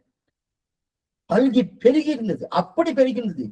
எங்க பார்த்தாலும் பௌத்தமும் ஜெயினனும் தான், வேற எதுவுமே கிடையாது. ஏன்னா அவ்வளவு தூரம் சம்ஸ்கிருத பாஷை, சம்ஸ்கிருத பகுலமா இருந்து பூர்ணமா இருந்திருக்கு. அந்த மாதிரி ஒரு காலகட்டத்திலே ஆதிசங்கருடைய அவதாரம் சாமானியம் இல்லை. அந்த மாதிரி காலகட்டத்தில் ஆதிசங்கர் அவதாரம் பண்ணி அவளெல்லாம் முறியடிக்கணும். ஏன்னா சாஸ்திரத்தை எங்கேயோ மூளையில தள்ளிட்டா, சாஸ்திரமே இல்லை, அந்த நிலைக்கு வந்துவிட்டு இவர் அவதாரம் பண்ணினா அதை அங்கிருந்து உத்தரணம் பண்ணாருன்னா பெரிய கைங்கரியம் அது ஆதிசங்கர பண்ணது. அந்த கைங்கரியத்தை பண்ணார் இல்லையா? அதத்தான் நான் மறையும் நிற்க தெரிவிக்கிறார். திருவரங்கத்தை பண்ணார். தர்க்க சமணரும் சாக்கிய பேய்களும் தாழ்சடையோன் சொக்கட்ட சோம்பரும் சூனியவாதனம் நான்மறையும் நிற்க வைத்ததே சங்கராச்சாரியர் தான். அதை நம்ம ஒத்துவிடுதான். கொள்கையில மாறுபாடு இருக்கலாம், வேற விஷயம். எனக்கு சாத்தம் பிடிச்சிருக்கு, அவருக்கு குழம்பு சாதம் பிடிச்சிருக்கு, அவருக்கு புயோதனை பிடிச்சிருக்கு, அவர் தஜோடு பிடிச்சிருக்கு. ஆனா மொத்தத்துல பெருமாள் கண்டர்ல பண்ணதான் நான் சாப்பிடுவேன். அதுல 3 பேருக்கும் எந்த விதமான மாற்று கருத்தே கிடையாது. இன்னைக்கு மாறி இருக்கே சுவாமினா, அதான் சொன்னேன், சைவமும் அத்வைத்தமும் கலந்து. அதனால என்ன, ஆதிசங்கருக்கு இருக்கு. ஏன்னா அவர் மதம் உயர்ந்த மதம், அத்வைத மதம் உயர்ந்த மதம். அதற்கு சாஸ்திர சம்மதம் இல்லாத இதை கொண்டு வந்து சேர்த்த உடனே என்ன ஆயிடுச்சு? இதெல்லாம் பண்ண வேண்டியதாயிடுச்சு. முதல்ல கிடையாது, எதுவுமே கிடையாது. இருக்கட்டும், நான் மறையும் நிற்க, அதான் தெரிவிக்கிறார். அப்படிப்பட்ட சங்கர் ஒத்துட்டார் இல்லையா? ஆனால் அவர் அதான் அவர் எங்க தப்பா போச்சுன்னா, இந்த இடத்துல கண்ணனுடைய அவதாரம் யாதவ குலத்தை மேல தூக்கிறதுக்காக, அந்த தூக்கி வைக்கிறதுக்காக அவருடைய அவதாரம் இது கூடிய பண்ணலாம். ஆனா அந்த மதமே குறும்பு பண்ணிடுச்சு. என்ன குறும்பு பண்ணிடுச்சு? கண்ணனுடைய மதமே, அந்த யாதவ குலம் நிறைய அகங்காரம் மமக்காரங்கள் ஏற்பட்டது யாதவாளுக்கு. யாரும் தவறா நினைக்க வேண்டாம், அடிய எல்லாத்தையும் இருக்கிற உண்மைதான் அடிய சொல்லுவேன். அடியனுடைய அபிப்பிராயம் ஒரு முதல்ல அடியனுக்கு தெரியாது, தெரிஞ்சாதுன்னு சொல்றதுக்கு இவனுக்கு ஒண்ணும் தெரியாது. புஸ்தகத்துல என்ன இருக்கோ, அதுவும் என்ன இருக்குன்னா கண்ட புஸ்தகம் இல்ல, நம்முடைய பூர்வாச்சாரிகள் என்ன எழுதியிருக்கோ அதை மட்டும் தான் சொல்லுவேன். வேற எதை அடியனுக்கு காப்பி பண்ணதான் தெரியும். நல்லா காப்பி அடிப்பேன், நல்லா பரீட்சையில என்ன காப்பியோ அந்த காப்பி அடிச்சுப்பேன். அதே தான் அடிய பண்ணிட்டு இருக்கேன். அப்படி வச்சு இங்க என்னன்னா, கண்ணன் அவதாரம் பண்ண யாதவ குலத்தை உத்தரணம் பண்றதுக்காக. அதனால என்ன, அந்த யாதவ குலத்துல இருக்காங்க கொஞ்சம் கர்வம் வந்துச்சு. கண்ணன் நம்மளுடைய குளத்துல பிறந்திருக்காங்க, என்ன என்ன என்ன அப்படின்னு நமக்கே ஒரு பெரிய ரொம்ப பெரியவர் அப்படின்னு நம்ம குளத்துல பிறந்துட்டான்னா, ஓ அவர் என் குலம் அப்படின்னு ஒரு கர்வம் இருந்தா, அந்த கர்வத்தாலே நிறைய அட்டகாசம் பண்ண ஆரம்பிச்சார். அதற்கு மேல ஒரு சாபவசம் மேல இருக்கு, குலம் அடின்னு சொல்லிட்டு இருக்கா. அதெல்லாம் என்ன பண்ணா, அவ அந்த கண்ணனை என்ன பண்ணா, இவாளை அழிக்கணுன்றதுக்காக அவனே பண்ணணும். அப்ப ஸ்தாபனம் பண்ணதே அவர் தான், நிறுத்தணும்னு கடைசியில அழிச்சதே அவர் தான், கண்ணனே தான். ஏன்னா இந்த எதுகுலத்தை தூக்கு நிக்க வைக்கணுன்றதுக்காக எதுகுலத்தை அவதாரம் பண்ணார். அந்த எதுகுலம் அழிந்து போவதற்கு காரணமே அவரா இருக்காரு. அதே போல சுவாமி ராமானுஜன் என்ன பண்ணார், இந்த சங்கரரை வைத்து எம்பெருமான் என்ன பண்ணார், சங்கரர் வைத்துக் கொண்டு, யாரு சிவன் நாராயணன் சங்கராச்சாரியை வைத்துக் கொண்டு உத்தரணம் பண்ணார். இந்த சாஸ்திர உத்தரணம் பண்ண மேல தூக்கணும். அதே சிவன் நாராயணன் ராமானுஜர் அவதாரம் பண்ணி என்ன பண்ணார், அந்த சங்கரர் கொடுத்த அத்வைத்தமாகட்டும், அதே போல அவருக்கு முன்னாடி இருக்க ஜெயினன் பௌத்தன் அவரை நிரசம் பண்ண. அப்பனா நான்மறையை நிற்க வைத்தார் ஆதிசங்கரர். அந்த நிற்க வைத்து ஆதிசங்கரனுடைய அந்த நிலையை அவள்கிட்ட வாதம் பண்ணி ஜெயிக்கிறா. அப்ப இதெல்லாம் எழுது தேவரீருடைய ஸ்ரீசுக்தியால் ஸ்ரீபாஷ்யம் என்ன, வேதார்த்த சங்கரகம் என்ன, முதலாளி ஸ்ரீசுக்திகள் எல்லாம் நன்னா நன்னா நிறம் பெற்றிருக்கு. தேவரி ஜெய ஜெய ஜெய ஜெய ஜெய ஜெய ராமானுஜான்னு தெரிவிக்கிறார். இப்ப நாட்டிய நீச சமயங்கள் மாண்டன நாரணனை காட்டிய வேதம் கணிப்புட்டது தென் குறுகை வள்ளல் வாட்டமிலா வந்தமிழ் மறை வாழ்ந்தது மண்ணுலகில் ஈட்டிய சீலத்து ராமானுஜன் தன் இயல்பு கண்டேன் பாசம். நீச சமயங்கள் மாண்டன நாரணனை காட்டிய வேதம். நாரணனை காட்டின வேதத்துக்கு ரொம்ப ஆனந்தமா வேதம் பயந்துன்றது. ஆராசர்ய வசஸ்சுதாம் உபனிஷத் யுக்தாதி மத்யோத்ரிதாம் சம்சாராப்தி விதீதன ஜகதவத் பிராணாப்த சஞ்சீவனிம் பூர்வாச்சாரிய சுரக்ஷிதாம் பகுமதி வியாகாத தூரஸ்திதாம் ஹானீதாந்து நிஜாட்சரைகி சுமனதரா பௌமா பிபல்வந்தகம் தெரிவிக்கிறார் சுவாமி ஸ்ரீபாஷ்யம் மங்கள ஸ்லோகம் 2வது மங்கள ஸ்லோகம். இது அந்த 2வது மங்கள ஸ்லோகம் தெரிவிக்கிறார். யாரோ எதோ மூலையில போட்டாலாம். அப்ப பயந்துன்றதுதான் சாஸ்திரம். அப்ப நாராயணனை காட்டிய விதம் கணிப்புற்றது. இது வஜ்ராயுதமாக இருந்து கொண்டு அந்த வஜ்ராயுதத்தான் இன குலிசி பூயகாம் தெரிவிக்கிறார். அந்த வஜ்ராயுதமாக இருந்து கொண்டு அந்த வாக்கிய ஒவ்வொரு வாக்கியம் ராமானுஜர வாக்கியம் ஒவ்வொரு வாக்கியம் வஜ்ராயுதத்துக்கு சமமா இருந்து கொண்டு அவள் நிறுத்தம் பண்ணணும். நான்மறையம் நிற்க குறும்பு செய் நீசர். நான்மறையம் நிற்க குறும்பு செய் நேசர். இந்த ஸ்லோகத்துல முக்கியமா எதிர்ந்தது குதிர்ச்சியதான். முக்கியமா எதிர்ந்ததுன்னா குதிர்ச்சியதான் இந்த ஸ்லோகத்துல முக்கியமா சொல்ற. நான்மறையம் நிற்க குறும்பு செய். குதிர்ச்சின்னா யார் சொல்ல? ஆனா நம்ம இந்த ஸ்லோகத்துல பார்த்துட்டோம். பாக்கியர்கள் யாரு? பாசுபத மதம் என்ன, அதே போல ஜெயின மதம் என்ன, பௌத்த மதம். 4 சிஷாலையும் பார்த்திருக்கோம். ஆனா இங்க பிரதானமா குதிர்ச்சி. ஏன் பிரதானம்? நீங்க ஸ்ரீபாஷ்யத்துல நிறைய அதிகரணங்கள் நிறைய சூத்திரங்கள் அத்வைத்துக்கு தான் நிறைய இருக்கும். நல்லா பார்த்துக்கணும். மற்ற மதங்கள்லாம் கிடுகிடுன்னு சுவாமி கடிச்சிடுவார். இதனால கிடையாது போன்னு தள்ளிடுவார். ஆனா அத்வைத்தத்தை வரும்போது கிட்டத்தட்ட நமது அத்வைத்தம் தான் விசிஷ்ட அத்வைத்தம். புரியுது என்னன்றது இதுல பார்க்க முடியாது. பார்க்கணும்னா ரொம்ப நாடி ஆயிடும். ஆனா மேல வரைச்சே பௌதிஷ காலட்சேபம் வரும். அப்ப வரைச்சே கொஞ்சம் இழுத்து கொஞ்சம் சொல்றேன் இருக்கட்டும். அப்படி இருக்கச்சே நான்மறையம் நிற்க குறும்பை செய்யும் தெரிவிக்கிறாங்க. இதுல குதிர்ச்சி தான் பிரதானம். குதிர்ச்சி யார் சுவாமி? சங்கர, பாஸ்கர, யாதவ இவ 3 பேரை பத்தி தான் சொல்லிருக்கு. இவ 3 பேருமே அத்வைத்திகள். சுவாமி சங்கரன் மட்டும் அத்வைத்தனா? இல்ல, பாஸ்கரன் அத்வைத்தி, யாதவரும் அத்வைத்தி. இந்த 3 பேரும் அத்வைத்தம். நாம நினைக்கிறோம் நம்ம கூட தான் 2 நினைக்கிறோம். இல்ல, அத்வைத்தத்துல 3 4 கூட இருக்கு. 3 4 கூட இருக்கு. அதே போல சைவ ஆகமத்துல 4 கூட இருக்கு. அத்வைத்தத்திலே என்ன பாருங்க, உருவத்தை ஒத்துக்கொண்ட அத்வைத்தமும் இருக்கு, உருவத்தை ஒத்துக்கொள்ளாத அத்வைத்தமும் இருக்கு. பெரிய கடல் இது, சாகரம். உள்ளுக்குள்ள போயாச்சுன்னா முடியவே முடியாது. அவ்வளவு பெரிய சாகரம் பார்த்துட்டு படிச்சுட்டு காலட்சேபம் கேட்டுன்னு இருந்தா உள்ளுக்குள்ள போயிட்டே இருக்கும். அந்த சுவாமி சொல்லிட்டே இருந்தா கேட்டுட்டு இருந்தேன். போறா அதெல்லாம் வேண்டாம், நீ அந்த சம்பிரதாயத்துக்கு வா அப்படின்ட்டு. வேண்டாம் அதை விட்டு அதெல்லாம் வேண்டாம் விட்டு அப்படியே இது சொல்லுவதுன. அதனால ஒண்ணும் நம்ம தெரிஞ்சா என்னன்னா, சம்பிரதாயம் இவ்வளவு அழகா கட்டி காப்பாத்திருக்காரு சுவாமி. எத்தனை தூரம் அதெல்லாம் காரே கருணை ராமானுஜா இக்கடலிடத்தில் ஆரே அறிபவன் நரலையும் தெரிவிக்கிற இதுக்கு சொல்ல வந்தனா. அப்ப அதை தெரிவிக்கிற இத வேதார்த்த சங்கரத்துல பிரதானம் எடுக்கிறார். ஸ்ரீபாஷ்யத்தை ஒரு மாதிரி கண்டிச்சிருக்கார். ஆனா வேதார்த்த சங்கரம் தான் முதல் கிரந்தம் பார்த்தோம்னு காலத்தால பார்த்தோம். அதுல என்னதுன்னா, பரபிரம்மைவ அக்ஞம் பிரம பரிகதம் சம்சரதி தத் பரோபாத்வாரீடம் துவைசம் அசுபஸ்ய ஆஸ்பதமிதி பிருதி நியாயாபேதம் ஜெகதிபிதரம் மோகனவிதம் தமோ ஏனபாஸ்தாம் ஜெயதி விஜயே யாமுனேயம். ஆச்சரியமா தெரிவிக்கிறார். இது வேதாசங்கரத்தில் 2வது மங்கள ஸ்லோகம். ஸ்ரீபாஷ்யத்துக்கும் 2 மங்கள ஸ்லோகங்கள் உண்டு. வேதார்த்த சங்கரகத்துக்கும் 2 மங்கள ஸ்லோகம் உண்டு. அதற்காட்டிலும் வேதாந்த தீபம், வேதாந்த சாரம், இதெல்லாம் நிறைய கிரந்தங்கள் இருக்க வேதாந்தத்துக்குன்னு. இதுல வேதா சங்கரம். ஆனா முதல்ல வந்த கிரந்தம் வேதா சங்கரம். அதுல முதல் மங்கள ஸ்லோகம் என்ன தெரியுமா?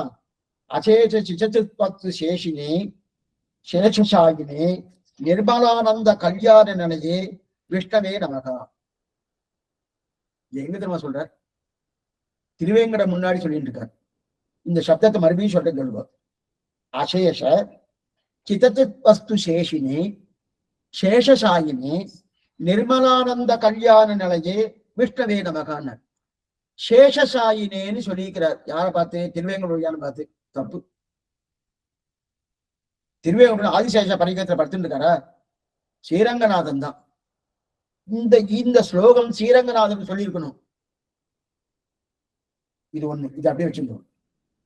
இதே ஒரு ஸ்ரீபாஷ்ய மந்திர ஸ்லோகம் பாருங்க. இதெல்லாம் கொஞ்சம் ராசிக்கத்துக்காக சொல்லிட்டு இருக்கேன். அகில புவன ஜன்மஸ்தேம பங்காதில் அப்படி ஏற்கனவே சொல்லியிருக்கேன். ஸ்ரீபாஷ்யம் ஒரு 80-90 காலக்ஷம் சொல்லியிருக்கேன். அது நீங்க யூடியூப் போனா அதுல இருந்திருக்கலாம். ஆனா ஊர்த்தி கிடையாது. 2 சூத்திரத்தை மட்டும் தான் அதை சொல்லி வச்சிருக்கேன். அகில புவன ஸ்ரீபாஷ்யம் முதல் மங்கள ஸ்லோகம். அகில புவன ஜன்மஸ்தேம பங்காதிலே வினத விபித பூதௌராக ரட்சைக ஜீஸ்தே சுச்சிசிரத்தி விதிப்தே பிரம்மனே ஸ்ரீனிவாசே பவத மம பரஸ்மின் ஸ்ரீமுகி பக்தி ரூபா. இந்த ஸ்ரீனிவாசன் சொல்றாரு. இது எங்கத்து மாத்தினாரு? ஸ்ரீரங்கத்துல உட்காந்து இந்த வார்த்தையை சொல்றாரு. ஸ்ரீரங்கத்துல உட்கார்ந்து ஸ்ரீனிவாசன் சொல்லிட்டு இருக்காரு. அதே திருவேங்கடத்துல உட்கார்ந்துட்டு என்ன சேஷசாயினின்னு சொல்றாரு.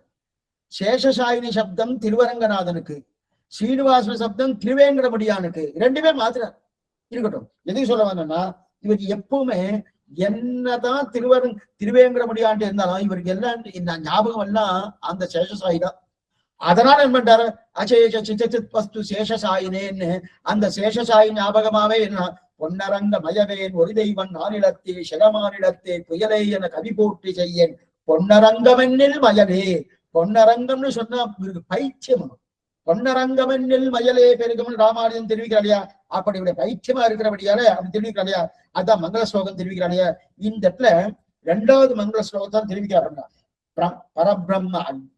பரபிரம்மைவ அஜ்ஞம் பிரம்ம பரிகதம் சம்சரதி தத் பரோபாத்வாரீடம் கவிசம் அசுமஸ்ய ஆஸ்பதபதி ஸ்மிருதி நியாயாபேதம் ஜெகதி பிதரம் மோகனவிதம் தமோ ஏனவாஸ்தம் ஜெய விஜயத்தே யாபனமுனியும் தெரிவிக்கிறார்.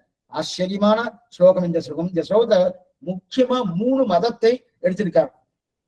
3 மதத்தை அதிலும் ஆச்சரியம் 3 மதத்தை பூர்வபக்ஷம் இந்த ஸ்லோகத்துல இருக்கு.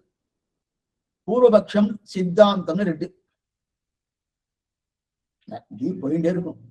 இன்னைக்கு இந்த 2வது பாசமா முடிச்சுக்கணும்னு பாக்குறேன். பார்த்து முடிச்சுடும். பூர்வபக்ஷம்னா பூர்வபக்ஷம் ஒண்ணு, சித்தாந்தம் ஒண்ணு. சித்தாந்தம் என்ன? சுவாமி. பூர்வபக்ஷம்னா சுவாமி எதிர்த்து பேசக்கூடிய என்னென்ன மதங்கள் அவர்களாம் பூர்வபக்ஷினி பேர். இப்ப அந்த பூர்வபக்ஷி 3 மதங்கள் என்ன மதம்? அத்வைத்தத்துல 3 மதம் பண்ணும். சங்கர, பாஸ்கர, யாதவ. இந்த 3 மதங்களுடைய அந்த பூர்வபக்ஷம் இந்த ஸ்லோகத்துல இருக்கு. அவருடைய கொள்கை இன்னும் ஸ்லோகத்துல இருக்கு. இந்த 3 மதத்தின் கண்டனத்தை என்ன பண்ணார்? யாமுனாச்சாரி கண்டிச்சுட்டாரு, எழுதிட்டார். இந்த வரணும், இந்த ஸ்லோகத்தை பண்ணலாம்.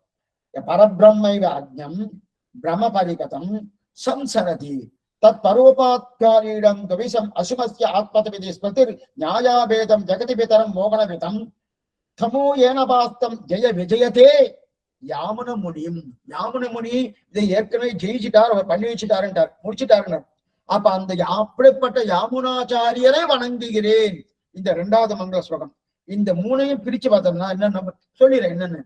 பரபிரம்மைவ அஜ்ஞம் பிரம்ம பரிகதம் சம்சரதி. பரபிரம்மைவ அஜ்ஞம் பிரம்ம பரிகதம் சம்சரதி. இது முதல்ல இருக்கக்கூடிய மாயாவாதி. முதல்ல இருக்கக்கூடிய மாயாவாதி என்ன? யாரு? அத்வைத்தி. அத்வைத்துல யார் சாமி? சங்கராச்சாரியர். அப்ப சங்கராச்சாரியோடைய மதம் என்னது? இப்ப நான் சொன்னேன். பரபிரம்மைவ அஜ்ஞம் பிரம்ம பரிகதம் சம்சரதி. இதுதான் சங்கராச்சாரியுடைய மதத்துடைய கொள்கை. இதுவும் அத்வைத்தி. அடுத்து தத் பரோபாத்வாரீடம் கவிசம். தத் பரோபாத்வாரீடம் கவிசம். இது 2வது. இது பாஸ்கர மதம். சங்கர பாஸ்கர பாஸ்கர மதம் என்னன்னு சொல்றேன். இன்னைக்கு முடியலன்னோடு நாளை சொன்னேன். அப்ப என்ன சுவாமி இதுக்கு நாளை இடம்பெடுக்கணும், அதுதான் சொன்னேன். அப்படியே மேலிடுங்கார போறதுக்கு அடி எனக்கு கொஞ்சம் மனசு ஒத்து வரல. பிடிக்க ஒத்து வரலன்னா என்னன்னா தெரிஞ்சுக்கணும். இது தெரிஞ்சுண்டா மோட்சன்றது வேற. தெரிஞ்சுண்டா சுவாமி இத்தனை வைபவத்தோடு இருக்காரு, அவர் மேல நமக்கு ஒரு ஆச்சரியமான ஒரு காதல் ஏற்பட முடியாது. அதான் தெரிவிக்கிறார். அப்ப பரபிரம்மைவ அஜ்ஞம் பிரம்ம பரிகதம் சம்சரதி இது சங்கராச்சாரிய மதம். அது தத் பரோபாத்வாலியிடம் பவிஷம், இது இரண்டாவது பாஸ்கர மதம். அசுபஸ்ய ஆஸ்பதம், இது யாதவ பிரகாசன் மதம். இந்த மூணு மதத்தையும் ஞாபகம் கொள்ளணும். முதல் விஷயம் பரபிரம்மைவ அஜ்ஞம், பரபிரம்மமாக ஸ்ரீமன் நாராயணனுக்கு அஜ்ஞானம். நமக்கு அஜ்ஞானம் தெரியாது, அவருக்கு அஜ்ஞானமா? என்ன சுவாமி பரபிரம்மத்துக்கு அஜ்ஞானம்? ஆமா, ஏன் அஜ்ஞானம்னா அதனாலதான் அவருனா பிரம்மம் ஒண்ணுதான் இருக்கு, வேற எதுவும் இல்லை. ஆனா இந்த லோகம் எல்லாம் பிரத்யட்சமா தெரியறதுன்னு அவருக்கு அஜ்ஞானம் வந்தபடியால, பிரம்மத்துக்கு அஜ்ஞானம் ஞானம் இல்லாத தன்மை அஜ்ஞானம் வந்தபடியாலே எல்லாம் நல்லா கண்மூட தெரியுது. அதான் பரபிரம்மைவ அஜ்ஞம் பிரம்மகரிதான். அந்த மாயா மூடின்னு இருக்கு, மாயா முடிவு. ஆனா நமக்கு எப்படின்னா, நமக்கெல்லாம் கர்மத்தால ஜீவாத்மா மூடப்படுறோம். நமக்கெல்லாம் எப்படி கர்மத்தால் நமக்கு அஷ்டவித கல்யாண குணங்கள் உண்டு. அபகதபாத்மா விஜரகா விமுச்சு விசோகா விசிகிஸ்தகா அபிபாசகா சத்தியகாமகா சத்தியகல்கா என்று சொல்லக்கூடிய அஷ்டவித கல்யாண குணங்கள் நமக்கு உண்டு. இப்ப எதனால முடிவு இருக்கு?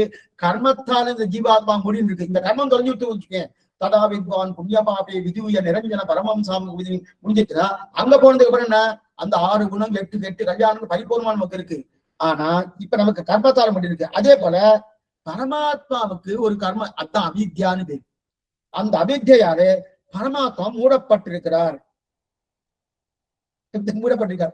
இதுதான் நம்ம சம்பிரதாயத்துக்கும் அத்வைத சம்பிரதாயத்துக்கும் இருக்கக்கூடிய வித்தியாசம். நம் சம்பிரதாயத்துப்படி ஜீவாத்மாவுக்கு அஜ்ஞானம், அத்வைத சம்பிரதாயப்படி பர பிரம்மத்துக்கே அஜ்ஞானம். சாமி இது என்னமோ ஒத்துக்கிறது?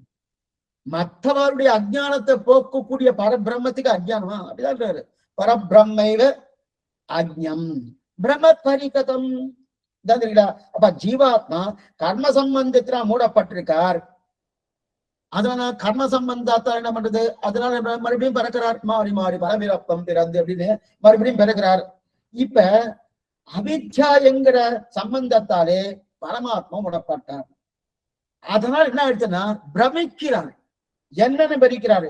பிரமித்தபடியாலே இந்த லோகம் எல்லாம் உண்மை அப்படின்னு சொல்றது. அப்படி பிரமிக்கிறாரு, லோகம் எல்லாம் உண்மை, இது நிஜமா கிடையாது. அதுக்கு ஒரு உதாரணம் தெரிவிக்கிறார் சுவாமி ஆதிசங்கரர். என்ன உதாரணம்னா, நாம இங்க இருந்து ஹைவேஸ்ல போயிட்டு இருக்கோம், வண்டியிலயோ நடந்து போறோம்னு வச்சுக்கோம். நல்ல சித்திரை மாசம் போயிட்டு இருக்கோம். போயிட்டு இருக்கச்சு அப்படியே தூரக்கா போச்சே, மத்தியானம் 12 மணிக்கு போறோம். போயிட்டு இருக்கச்சு அங்க ஒரு காணல் நீர் தெரியுமோனும், தண்ணி இருக்கிறவா தெரியும், அதுக்கு பேரு காணல் நீர்னு பேரு, மிக திருஷ்ணிகா அப்படின்வா. அப்ப அந்த காணல் தெரியறதுனும் நேரா போனார். ஒருத்தர் என்ன பண்ணாரு, வண்டியில உட்காந்துட்டு, சுவாமி எனக்கு தண்ணி தாகமா இருக்கு, என்ன பண்ணுவோம், அதோ அங்க தண்ணி இருக்கு பாருங்க, தெரியறது பாருங்க. அவர் காணல் நீர்னு சொல்ல தெரியாது, அதனால தண்ணி நிஜமாவே இருக்குன்னு நினைச்சுட்டு அங்க கிட்டக்க போங்க, தண்ணி தாகமா இருக்கு, அங்க போய் தண்ணி சாப்பிடலாங்க. கிட்டக்க போறாரு போறாரு போறாரு போறாரு, தெரியுமா இருக்குமா தண்ணி? காணல் நீர், தண்ணி இல்லையேனோ. ஆனா தண்ணி இருக்கிற மாதிரி காமிச்சதுனோ, இது உண்மையா பொய்யா? அது உண்மையில சுவாமி, பொய். அதே போல இந்த ஜெகத்தெல்லாம் உண்மை கிடையாது, பொய். காணல் நீரை போல. இப்ப இந்த திருஷ்டாந்தம் நமக்கு பொருந்துறது இல்ல, நன்னா பொருந்துறது. அத்வைதவாதத்தை முதல்ல நீங்க கேட்டுட்டேன்னு வச்சுக்கோங்க, சரியா இருக்கு. ஏன் சுவாமி சரியில்லைன்னு சொல்றாரு அப்படின்னு தோணும். ஆனா ஆதிசங்கருடைய ஞானம் எவ்வளவு பெருத்தன்னு பார்க்கணும், சாமானிய ஞானம் இல்லை. அந்த காணல் நீரை போல இந்த பிரமிக்கிறது, அங்க பிரமித்ததும் உண்மையிலேயே அங்க தண்ணி கிடையாது, ஜலம் இருக்கா? இல்ல. ஆனா காணல் நீரை போல நமக்கு பிரம்மத்தை காட்டுறதுனும் சரி. இன்னைக்கு அடியை போயிட்டு வந்துட்டேன், இன்னைக்கு அடியை போயிட்டு வந்துட்டோம், நேற்றுக்கு போயிட்டு வந்தேன், இன்னைக்கு மறுபடியும் போறேன்னு வச்சுக்கோ, மறுபடியும் அதே காட்டும், அதே அங்க தண்ணி இருக்கிற மாதிரியே காட்டுறது. ஓ நேற்றுக்கு நான் தெரிஞ்சுட்டேனே, இனிமே தண்ணி இருக்கப்படாதுன்னா அப்படியே காட்டுறது. அதுதான் பிரமிப்பு, அதான் பிரம்ம பரிகதம். பரபிரம்ம அஜ்ஞம் பிரம்ம பரிகதம். இந்த பிரம்மத்துக்கே ஒரு அஜ்ஞானம், அந்த அஜ்ஞானத்தால பிரமிக்கிறது. என்ன பிரமிக்கிறது? தண்ணி இருக்கிற மாதிரி பிரமிக்கிறதுனும் அதே போல இந்த லோகம் எல்லாம் உண்மை, நீங்களும் உண்மை, நானும் உண்மை அப்படின்னு பிரமிக்கிறோம். ஏன்? அஜ்ஞானத்தால. எது உண்மை? பிரம்மம் ஒன்றே உண்மை, பிரம்ம சத்தியம், ஜெகத் மித்யா, ஜீவோ பிரம்ம இவ நாபரகா, இது வேதாந்த டிண்டிமகா. இது ஆதிசங்கருடைய திருவாக்கு. அப்படின்னு சொல்லிடுறாரு. அப்படி இருக்க செய்து அப்ப இதை சொல்லிட்டார், இதுதான் உண்மைன்னு சொல்லிட்டார். அப்ப அதை ஜனிப்பதுனால இந்த ஜகத்துல என்ன நடக்குது, நாம கர்மத்தால பறக்கிறோம். அது மேல இப்ப என்னது பிரம்மத்துக்கு அஜ்ஞானம் வந்துட்டு, அந்த அஜ்ஞானம் வந்துறபடியால என்ன ஆயிடுது, அது பிரமிக்கிறது. சம்சரதி பரபிரம்மைவ அஜ்ஞம் பிரம்ம பரிகதம் சம்சரதி அவித்யா சபலிதமாய் கொண்டு. அந்த சப்தங்கள் சுவாமி போட்ட சப்தங்கள் அப்படியே மனப்பாடம் பண்ணுவாங்க. சுவாமி சொல்லுவார், அந்தந்த அப்படியே மனப்பாடம் பண்ணணும், வேற சப்தமே ஏற்படாது. வேற சப்தம் ஏதாவது கொஞ்சம் மாத்தினா நல்லா இருக்குமானா சரியாவே இருக்காது. பரபிரம்மைவ அஜ்ஞம் பிரம்ம பரிகதம் சம்சரதி அவித்யா சபலிதமாய் கொண்டு, அவித்யாலே மூடப்பட்டதாய், அதாவது உபாதி அப்படின்னு, உபாதி தான் அவித்யா. அந்த அவித்யா உபாதி என்கிற ஒரு காரணம், அந்த காரணத்தால் மூடப்பட்டதால், அவித்யா மூடப்பட்டதால் சம்சரதி, அதுவே ஜீவாத்மா ஜீவாத்மான்னு வாழறது. நானே பரபிரம்மம், அகம் பிரம்மாஸ்மி. இந்த வார்த்தை அத்வைதம் ரொம்ப முக்கியம். ஐததாக்கியம் இதம் சர்வம் தத் சத்தியம் சகாத்மா தத்துவமதி ஸ்வேதகேது. இது மகா வாக்கியம்னு சொல்லுவா. இது மகாவாக்கியம். தத்து தொம் அசி, நீயே அந்த பிரம்மமாக இருக்கிறாய். இந்த வாக்கியம் காதல்பட்டு நானே பிரம்மம். அப்பனா நானே பிரம்மம். இப்ப என்ன ஆயிடுச்சுன்னா, எனக்கு அவித்யால மூடப்பட்டுக்கணும். எனக்குன்னா பிரம்மத்துக்கு அப்படின்னு வச்சுக்கணும், எனக்கு அடியானுக்கு இல்ல, ஒவ்வொருத்தரும் இதை சொல்லிக்கலாம். அப்ப அவித்யால மூடப்பட்டுக்கணும். மூடப்பட்ட வழி என்ன ஆயிடுச்சுன்னா சம்சரதி, பிரமிக்கிறேன். பிரமிச்ச உடனே நான் ஜீவாத்மா இருந்துட்டு நான் என்ன பண்றேன், கஷ்டப்படுறேன், சந்தோஷப்படுறேன், எல்லாம் எனக்கு நடக்கிறது. இப்படி பார்த்தா கஷ்டப்பட்டு இருக்கேன் அப்படின்னா பிரம்மத்துக்கு அதெல்லாம் கிடையாதுன்னு. ஆனா எனக்கு எத்தனை, என்னுடைய பிரம்மத்தின் அஜ்ஞானத்தாலே தன்னை ஜீவாத்மாவை நினைச்சுண்டு கஷ்டப்படுறது, சந்தோஷப்படுறது. ஆனா அது உண்மையா, இது உண்மை இல்லை, இது உண்மை இல்லை. அப்ப என்ன சுவாமி ஆகும், வாக்கியஜன்ய வாக்கியார்த்த ஞானம், வாக்கியஜன்ய வாக்கியார்த்த ஞானம். தத்து துவம் அசி, இப்பதான் பார்த்தோம். தத்து துவம் அசி, அந்த சாஸ்திர வாக்கியமான மகா வாக்கியம். அந்த வாக்கியம் தான் என்ன, அந்த வாக்கியம் நம்முடைய காதல பட்டுதுன்னு வச்சுக்கேன், இந்த பிரம்மம் போயிடும். அப்பனா என்ன பிரம்மம் போயிடும், நானே பிரம்மம். அப்ப அந்த காணல் நீர் இல்லை, அது பொய் அப்படின்னு தெரிஞ்சிடும். அப்ப பிரம்மம் அன்று இது ஓதி மற்று தான் இருக்கிற ஓதி மற்று வேதையர் வேத பொருளிதன் குண்ணி. ஆச்சரியமான பாசனம், ராமானுஜ நூற்றாண்டு 58வது பாசனம். பேதையர் வேத பொருளிதன் குண்ணி பிரம்மம் நன்றன் பிரம்மம் அன்றென்று ஓதி மற்றெல்லா உயிரும் அகுதன்று. உயிர்கள் மெய்விட்டு ஆதி பரனோடு ஒன்றாம், ஆதி பரனோடு ஒன்றாம் என்று சொல்லும் அல்லலெல்லாம் பாதில் வென்றான். எம்மை ராமா மேல வரப்படுது, எல்லாமே ராமானுஜன் தாண்டி வரப்போது, அண்ணா அனுபவிக்கணும். 58வது பாசனம். வாதில் வென்றான் எம்மி ராமானுஜன் மெய்மதி கடலெந்திருக்கலையா, வேத பொருளிதென்றுண்ணி அப்படின்னு இருக்கலையா. அல்லலெல்லாம், அல்லலெல்லாம் அந்த கோதம், அந்த ஆரவாரம் இல்லையா, அந்த வாரம், அந்த அல்லல் இல்லையா, அந்த அல்லல் எல்லாம் வாதத்தில் வென்றான். எது கொண்டு வென்றார், எது கொண்டு வென்றார். இப்ப இவாளுக்கு மோட்சம் என்னதுன்னா வாக்கியதன்ய வாக்கியார்த்தத்தாலே மோட்சம். வாக்கியதன்ய வாக்கியார்த்தாலே மோட்சம் அப்படின்னா என்னன்னா புரியத்துக்காக சொல்றேன். சரி சுவாமி, எனக்கு இப்ப இந்த பிரம்மத்துக்கு அந்த அஞ்ஞானம் எப்ப போகும், இந்த வேத வாக்கியம் மனசுல காதுல பட்டதுன்னு வச்சுக்கேன்.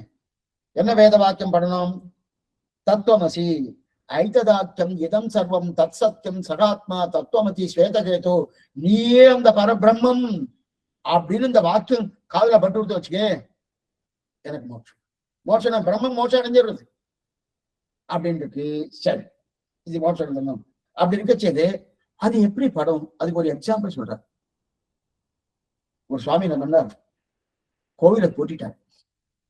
பூட்டிட்டு மத்தியானம் பூட்டிட்டு 11 மணிக்கு பூட்டிட்டு வந்துட்டார். சாப்பிடணும் வந்துட்டார். வந்துட்டு அப்படி சாப்பிட்டு முடிச்சாச்சு. சாப்பிட்டு முடிச்சதுக்கு அப்புறம் கோயிலை போய் திறக்கணும். சாவி எங்கே வச்சேன், சாவி எங்கே வச்சேன்னு தேடிட்டே இருக்க சாவியே கிடைக்கல. சரி, எங்கே வச்சுட்டேன்னு ஒரு பொண்ணு, ஒரு சின்ன பொண்ணு, 10 வயசு பொண்ணு. அந்த பொண்ணு வந்து நினைச்சிட்டு, பா என்னப்பா தேடிட்டு இருக்கேன், சாவி தேடிட்டு இருக்கமா, கோயில் சாவி எங்க வச்சுட்டேன், போய் திறக்கணுமே, மணி 4 ஆயிடுது, போய் திறக்கணுமே, சாவி எங்க வச்சுட்டேன்னு. என்னப்பா நீ உண்மையை தெரியாம பேசிட்டு இருக்க, உன் தோல்லையே சாவி இருக்க, அதை வச்சு நீ தேடுறிய அப்படின்னு. தோல்லையே சாவி இருக்கேன்னு இவன் தோல்லையே வச்சுட்டு இருக்க. தோல்லையே போட்டு உட்கார்ந்து சாப்பிட்டு அதுக்கு மேல இவருக்கு என்ன ஓய்வு எடுத்துட்டு மேற்கொண்டு கிளம்பிட்டு இருக்காரு. இப்ப தோல்ல சாவி புதுசா வந்துதா? இல்ல, ஏற்கனவே இருக்கு. இப்ப தோல்ல சாவி இருக்குன்னு தம் பொண்ணு சொல்லிட்டு, பொண்ணு சொன்ன உடனே இப்ப சாவி கிடைச்சிட்டணும், கிடைச்ச உடனே கோயில் திறக்கத்து போறாரணும். அதே போல இப்ப பிரம்மத்துக்கு அஜ்ஞானம், அது எல்லாம் இருக்குன்னு நினைச்சுட்டு இருக்கு. எது எல்லாம்? இந்த லோகம் எல்லாம் உண்மை, நீயும் உண்மை, நானும் உண்மை, எல்லாமே உண்மை அப்படின்னு நினைச்சிட்டு இருக்கு. இது உண்மை இல்ல, இது பொய். எது போல மிருக திருஷ்டிகா, காணல் நீரை போல பொய்.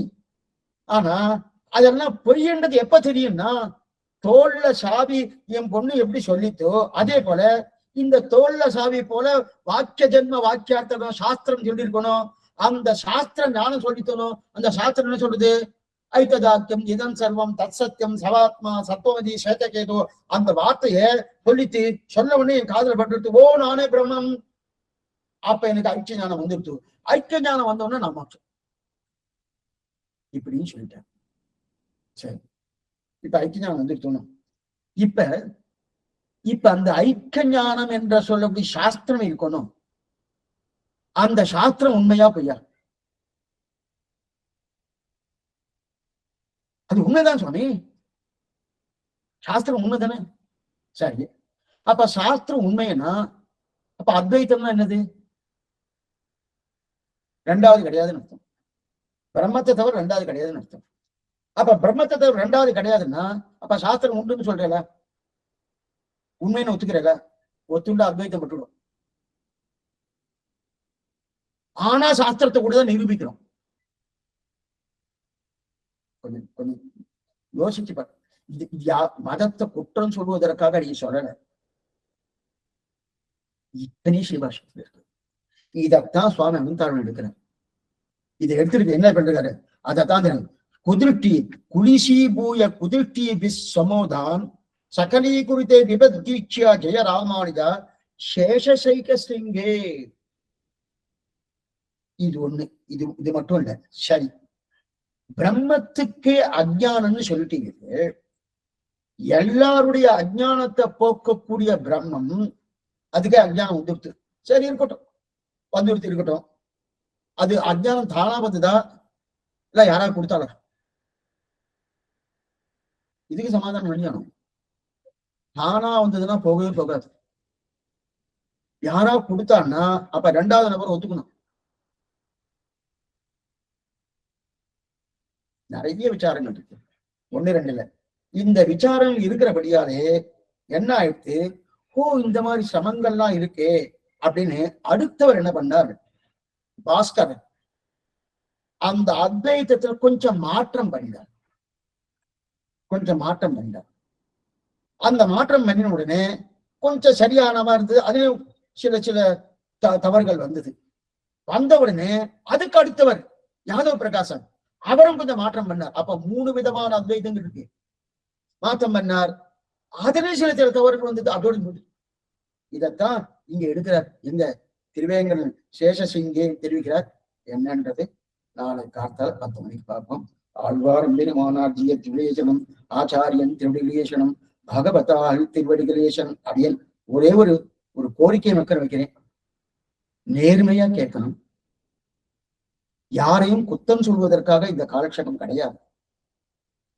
சம்பிரதாயம் என்ன, சாஸ்திரம் என்ன, அதைத்தான் அடியை சொல்ல வந்தேன். இன்னொருத்தருக்கு குறை சொல்லணும் கேட்கிற அபிப்பிராயமே அடியவங்களுக்கு கிடையாது. நம்ம சம்பிரதாயத்துக்கு யாருமே கிடையாது.